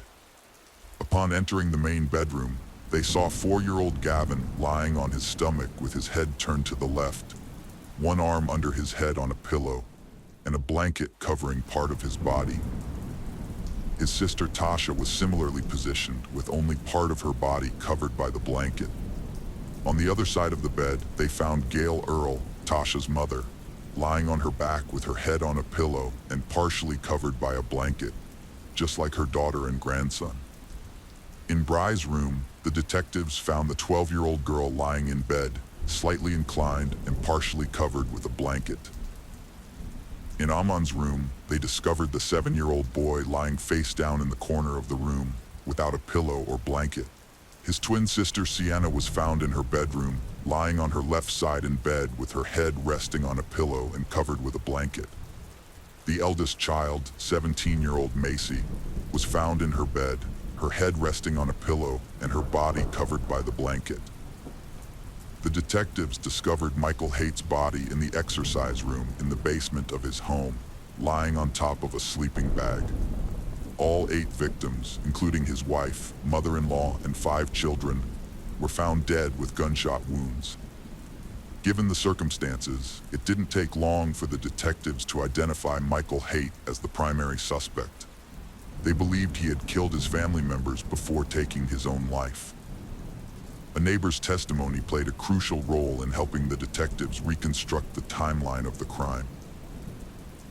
The neighbor recalled waking up at 3:30 a.m. to use the bathroom and hearing a loud bang, similar to fireworks, as she exited her room. However, she felt annoyed because it was past the permitted date for fireworks in the neighborhood. She then heard 2 more bangs in quick succession, followed by a short pause. This pattern continued, with brief pauses before each subsequent bang, except for a longer pause before the final one. Based on the neighbor's statement and the condition of the 8 bodies found inside the house, detectives theorized that the loud noises she had heard around 3:30 a.m. were directly connected to the events of that night. They suspected that Michael Hatch committed the brutal murders during this specific time frame. During the investigation into the Hatch family murders, detectives discovered that an unnamed person outside the family had reported abuse to the Utah Division of Child and Family Services in 2020. This individual claimed that 14-year-old Macy confided in them about her fear of her father, sparking a deeper investigation into the Hatch household. After receiving the DCFS report, Macy and her parents were questioned separately. During Macy's interview, the investigator uncovered disturbing information. Macy revealed that her father had choked her on multiple occasions, and she feared he would kill her. She disclosed that the violent attacks began in 2017, including an incident where her father grabbed her by the shoulders and pushed her into a wooden piece of furniture. When detectives questioned Michael Hatch, he claimed he had never physically harmed his daughter. He downplayed the incidents Macy described, saying they were simply misunderstandings. Michael attributed his emotional turmoil to two recent events: the death of his father and his brother's divorce. He stated that, in his distress, he took out his frustration on his older daughter, Tasha. Tasha chose not to pursue criminal charges against Michael. Similarly, the Utah Department of Children and Family Services, the Enoch Police Department, and the Iron County Prosecutor's Office decided not to press charges, deeming the case insufficient to meet the prosecution requirements set by the statute. A lethality assessment was conducted with Tasha, which revealed that her relationship with Michael did not pose a significant threat to her life.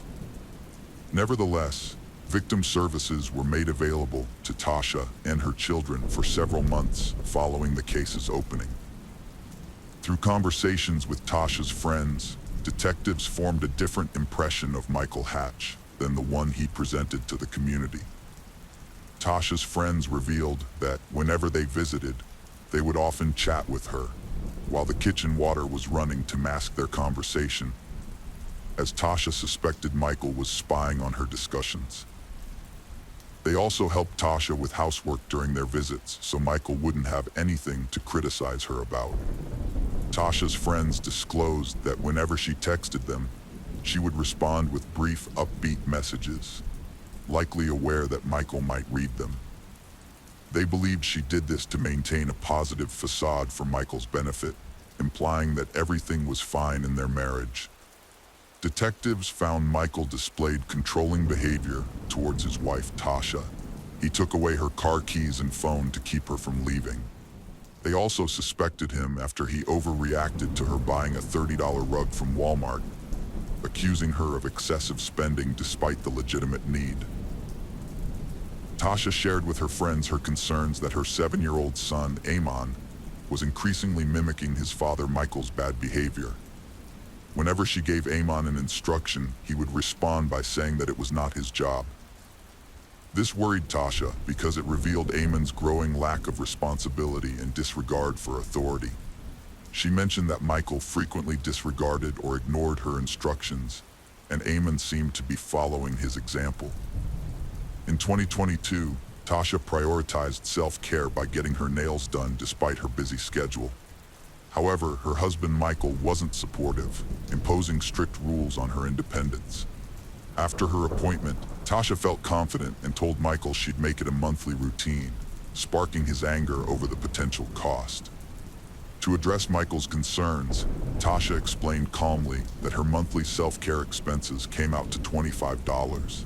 Despite this, Michael remained skeptical, claiming that by spending money on her nails, Tasha was essentially taking away from their children's basic needs. This stance stemmed from his need for control and sense of financial responsibility towards their family. At the same time, Tasha began to prioritize her self-care and eventually started losing weight, a significant change after years of her husband calling her fat and ugly.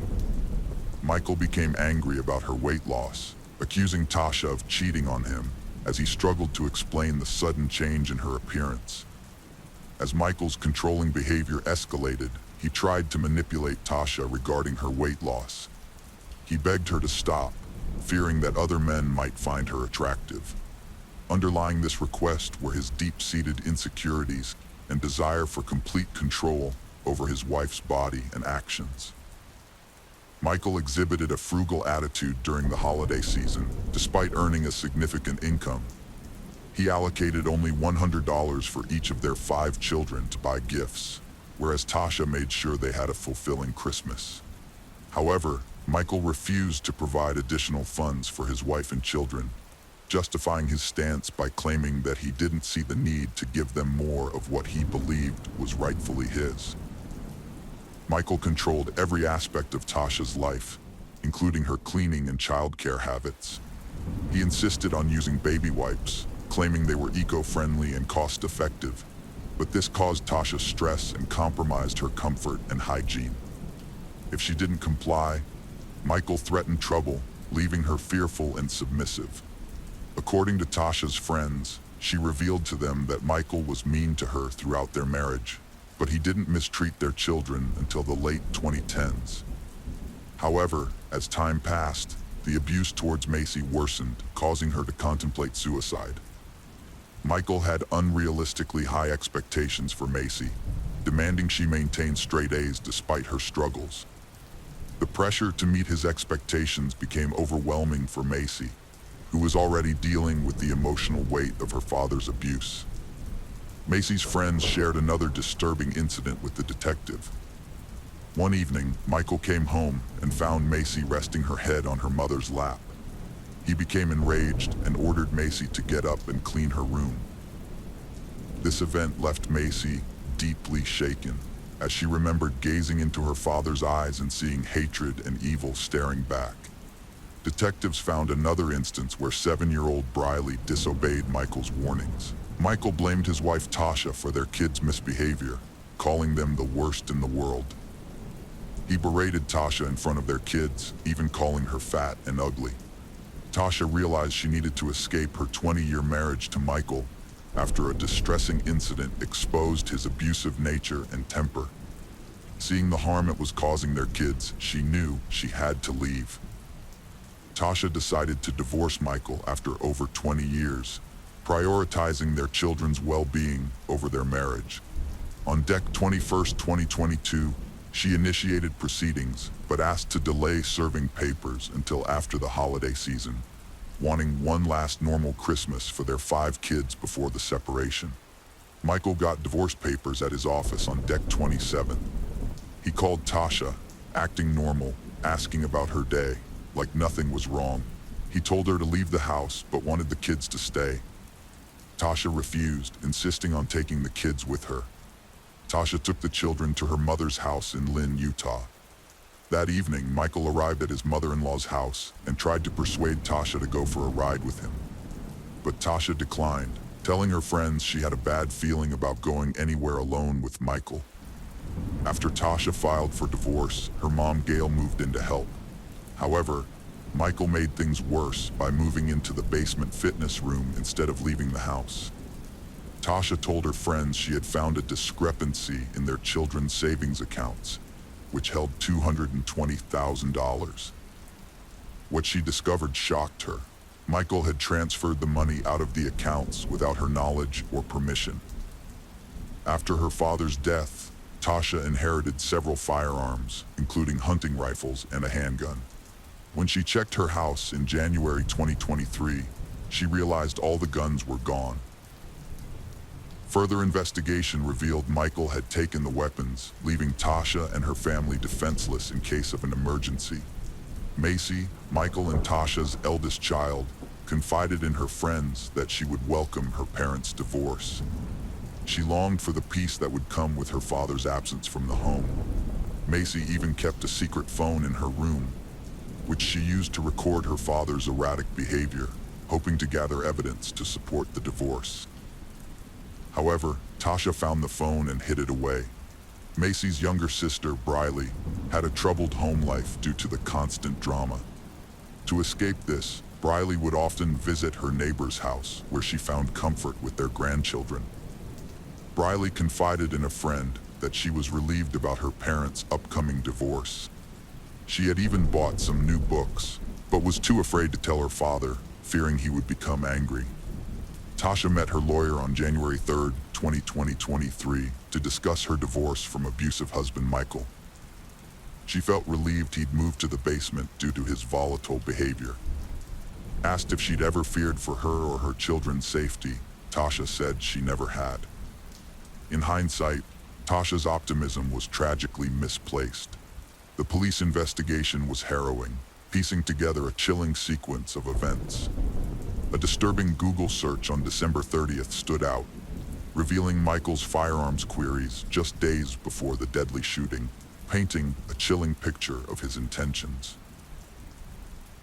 The search results revealed alarming questions, such as inquiries about how loud a 9mm gunshot is, what a gunshot sounds like, what to do if gunshots are heard near one's house, if a single gunshot in the neighborhood at night would be immediately recognized, and if one would be brave enough to call the police, how loud a gunshot in the house would be, and if a neighbor would hear a gunshot in the garage, and how loud a 40mm pistol is. Michael's suicide note said he'd rather rot in hell than endure his wife's controlling behavior. He felt desperate, frustrated, and trapped, repeatedly asking for help that never came. Determined to end the manipulation, he refused to be a burden to society. The case's details have shocked many, revealing a deeply dysfunctional family plagued by violence. Michael's actions were premeditated, carefully planned to catch his family off guard. The case of Brooke Skylar Richardson. The Richardson family consisted of Kim and Scott Richardson, who were devoted parents actively involved in their children's lives. Their son Jackson was passionate about football, while their daughter Brooke Skylar, or simply Skylar, was a cheerleader. Skylar struggled with an eating disorder, which had taken over her life from a very young age. Her mother, Kim, first became aware of Skylar's eating habits issues when she was in the 6th grade at just 12 years old. Skylar's fixation on food and exercise became increasingly apparent, such as when she refused to buy gum if it had more than 5 calories. As a flyer on the cheerleading squad, Skylar felt pressured to maintain a certain weight, which made her struggle even harder. Her obsession with her body image and the constant fear of gaining weight had consumed her. Skylar's battle with weight and body image started when she was a cheerleader. To stay at a certain weight, she began throwing up after eating. However, this harmful habit made her problems worse. After the cheerleading season ended, Skylar's struggle with her weight got even harder. She would have times where she ate too much food in a short time, known as binge eating, and then times where she would hardly eat or follow very strict diets. Skylar's parents saw the change in her behavior and were worried about her health. They tried to talk to her about it, but Skylar would shut them down whenever they brought it up. She didn't want to discuss it, and any attempt to talk about her weight was met with resistance. Frustrated, Skylar's parents looked for professional help from doctors and therapists, hoping they could help their daughter. After an evaluation, Skylar was diagnosed with body dysmorphia, a condition characterized by an obsessive focus on a perceived flaw in appearance, often leading to significant distress and impairment in daily functioning. In the summer of 2016, just before her senior year, Skylar started dating her friend's cousin. However, the relationship was short-lived, and by January 2017, she had moved on to a new boyfriend, Brandon, a high school student. At this time, Skylar seemed genuinely happy and was gaining weight. Her parents, Kim and Scott, were hopeful that her eating disorder was under control as they noticed her healthy appearance and genuine happiness. In February, Skylar chose her prom dress, a tight-fitting one that required her to be laced into it. A month later, in mid-March, Skylar went on a family vacation, during which she wore a 2-piece swimsuit. Her mom, Kim, thought she looked great. Kim, aware that Skylar and Brandon were getting close, wanted Skylar to start taking birth control pills, believing this would protect her daughter's health and prevent unwanted pregnancies. In mid-April 2017, Skylar visited her mother's gynecologist to get a birth control prescription. Kim waited outside the doctor's office while Skylar met with the doctor. After leaving the examination room, Skylar emerged in tears. Kim immediately asked her daughter why she was so upset, and Skylar replied that it was a traumatic experience. Unbeknownst to Kim, the real reason behind Skylar's tears was that the doctor had informed her that she was approximately 8 months pregnant. Skylar asked the doctor to keep the news secret, as she wasn't ready to share it with her loved ones. 9 days after the incident, Skylar, who was heavily pregnant at the time, attended her prom with her boyfriend Brandon on May 5th. Despite her advanced pregnancy, Skylar was able to fit into her prom gown. 2 months later, on July 14, 2017, the police arrived at the Richardson home. They informed Skylar's parents, Kim and Scott, that they needed to speak with Skylar about something she may have witnessed. The police reassured the parents that Skylar was not in any trouble and took her at their word. Scott decided to drive Skylar to the police station, unsure of what would happen when they got there. The police wanted to ask Skylar some questions about a call they had received from a doctor who specializes in women's health. This doctor's office had reported that one of their patients, a young woman, had given birth to a baby and then buried the baby in her backyard. When they arrived at the police station, the police took Skylar into custody and put her in a room where they would ask her questions. Skylar's father was not allowed to be in the room with her before the interview started. The police then read Skylar her rights and told her about the call they had received from the doctor's office. According to the caller, on April 26th, Skylar had gone to the doctor's office and found out she was pregnant. But when she went back to the office, she told the doctor that the baby was not alive and that she had buried it in her backyard. During her police interview, Skylar confessed to giving birth to a stillborn baby girl on May 7, 2017. She revealed that she had delivered the baby in her bathroom, where she discovered the infant wasn't breathing and had no heartbeat. Skylar felt compelled to bury the baby and opted to keep the incident a secret. Without making a sound, Skylar went downstairs, fetched a small garden shovel, and dug a shallow grave in her backyard. She buried the baby, marking the spot and preserving the memory of her child. Skylar placed a vase with a flower at the burial site. After questioning Skylar, the police informed her parents, Kim and Scott, about the true reason she was brought to the station. Kim and Scott were stunned to learn their daughter had been pregnant, as they were completely unaware. Kim was devastated upon hearing the news, saddened that her daughter had endured this ordeal alone. Skylar told her parents she had named the baby Annabelle and said the father was a cousin of a close friend, someone she had briefly dated. Then, crime scene investigators arrived at the Richardson home to search for the baby's remains. The investigators carefully searched the area, removing weeds and brushing the ground to uncover any hidden evidence. Despite the overgrown vegetation, they thoroughly examined every inch of the area. After clearing the weeds and brushing the ground, the police found several bones, including parts of the skull. They carefully collected these remains, placing them in small body bags to preserve any evidence they might hold.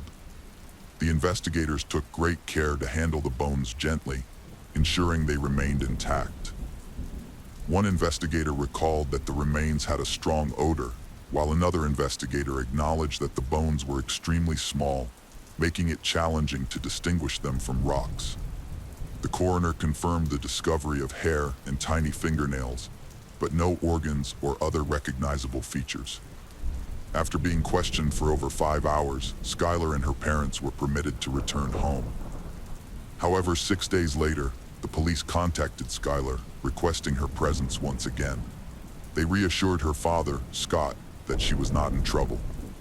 During the subsequent interview with Skylar, the police revealed that they had received new information from the coroner's office that contradicted her initial account. The medical examiner who analyzed the remains claimed to have found evidence suggesting that the baby's bones may have been subjected to fire. Skylar was taken aback when the police told her that her baby had been burned. She strongly denied starting a fire, insisting that she would never harm her child. However, the police were convinced that Skylar was guilty of killing her baby girl and trying to destroy the evidence by burning her remains. They suggested that Skylar might have tried to cremate the baby's body to get rid of it, but this idea only confused Skylar further. She remained adamant that she hadn't burned the baby, but then Skylar changed her story. She told the police that she did have a lighter and might have used it to try to cremate her baby's remains. She also revealed that the baby might have been born alive, as it had made a sound, possibly even cried on one occasion. Skylar admitted to holding the newborn too tightly, which might have contributed to its death. During a 1-hour interrogation, the police collected enough evidence to arrest Skylar on a charge of reckless homicide. They believed that Skylar had suffocated the baby. After presenting their case to a grand jury, Skylar was eventually indicted and arrested for aggravated murder, a charge that carries a mandatory life sentence in Ohio. At her arraignment, Skylar pleaded not guilty to the additional charges of voluntary manslaughter, abuse of a corpse, and putting children in danger. She spent the weekend in jail until her family could secure a $50,000 bond. Following the tragic death of her child, Skylar found herself at the center of a fierce media storm. From the moment her name was made public, the public judged and scrutinized everything she and her family did. The constant judgment and scrutiny had a severe impact on their well-being, leading them to retreat to the safety of their own home. However, even there, they received threats that made it difficult for them to venture outside, and the public would take pictures of them, further fueling the frenzy and adding to the immense pressure they faced. The public scrutiny became overwhelming, affecting every part of their lives. Although Skylar's defense attorneys thought she had given a false confession and the baby's death was an accident, the prosecution refused to change their approach. Despite new evidence that didn't support their first conclusion, they continued with their case.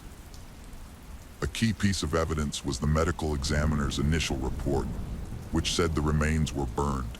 However, after re-examining the evidence, the medical examiner withdrew this statement, saying there was no proof of burning. Even with this new information, the prosecution didn't change their approach. They focused on Skylar's admission that she had tried to cremate the remains, even though the evidence didn't support their theory of a burned body. This showed the state's determination to get a conviction, regardless of the evidence. Skylar's family endured immense stress and fear from public scrutiny and threats, making daily life unbearable.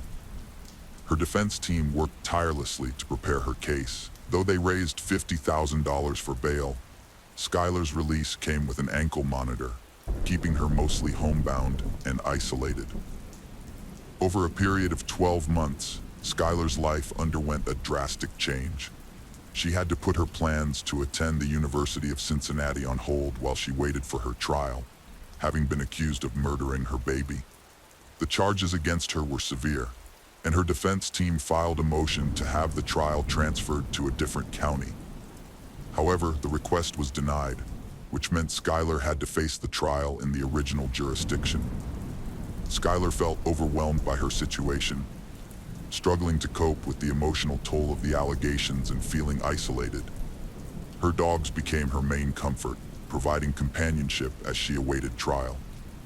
Despite the challenges, her family stood by her, believing in her innocence and supporting her fight for freedom.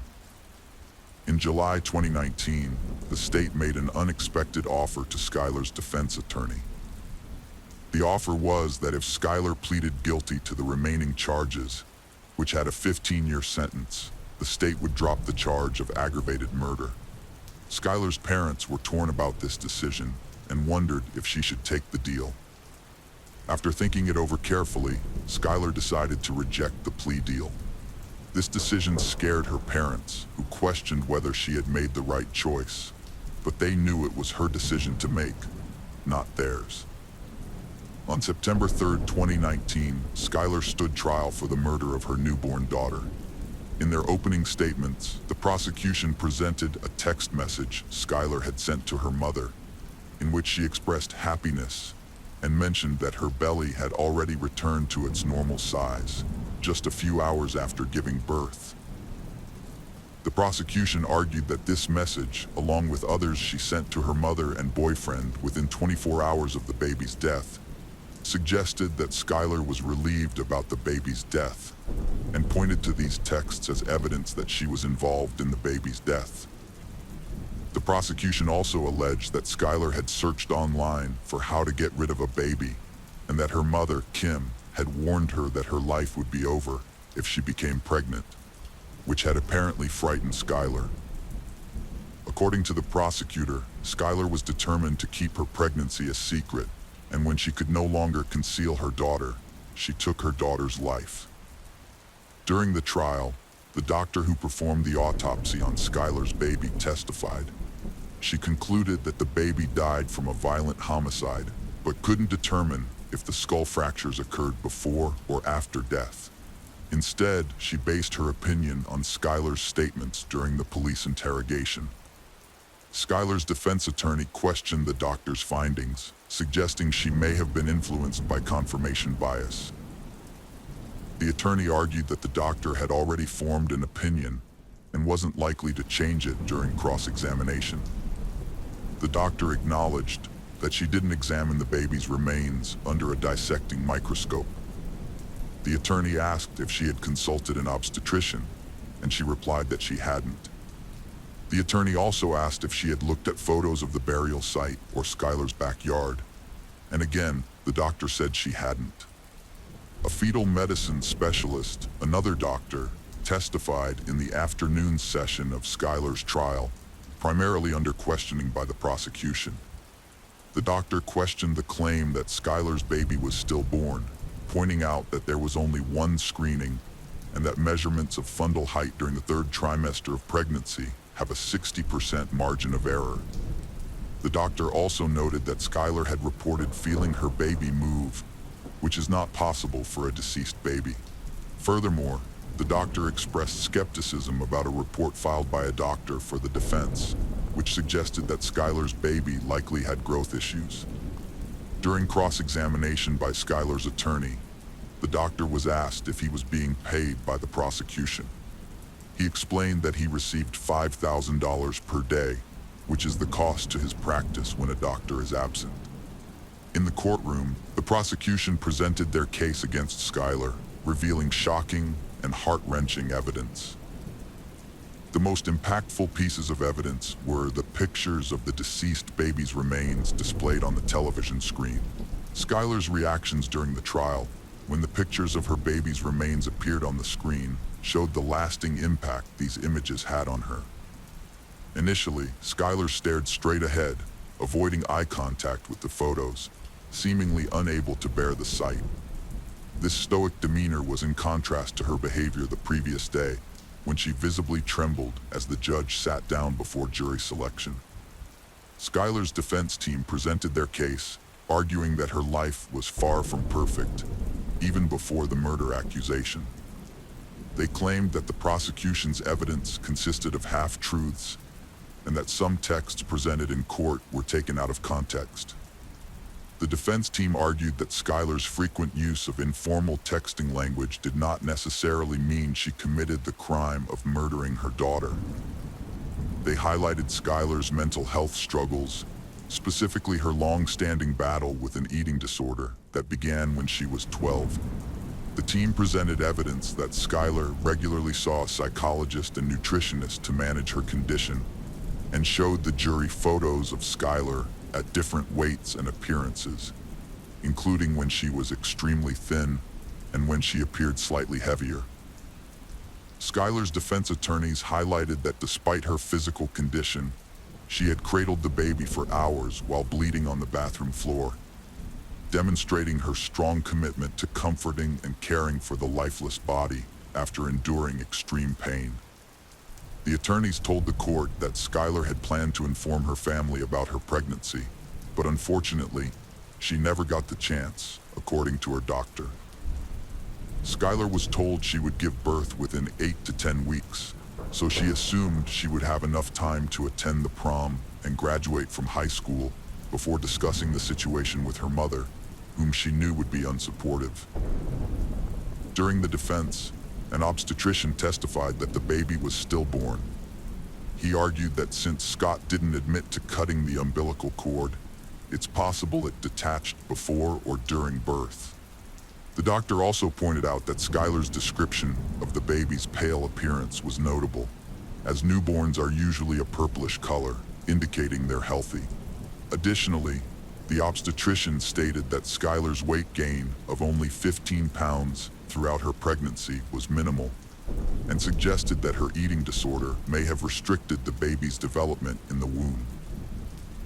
This testimony aimed to raise questions about the accuracy of Skylar's statements to the police regarding the baby's well-being. The defense argued that Skylar had been selective in what she told the police during her interrogation, omitting any harmful behavior towards the baby, and that her testimony lacked credibility. They suggested that other factors might have contributed to the baby's death.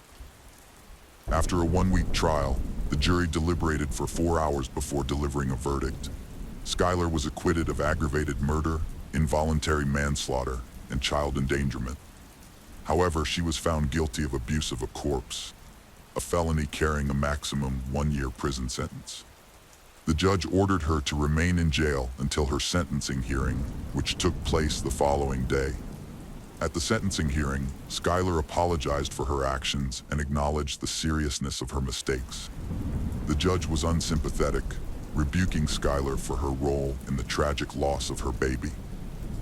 He emphasized that better decisions during her pregnancy would have saved her child's life.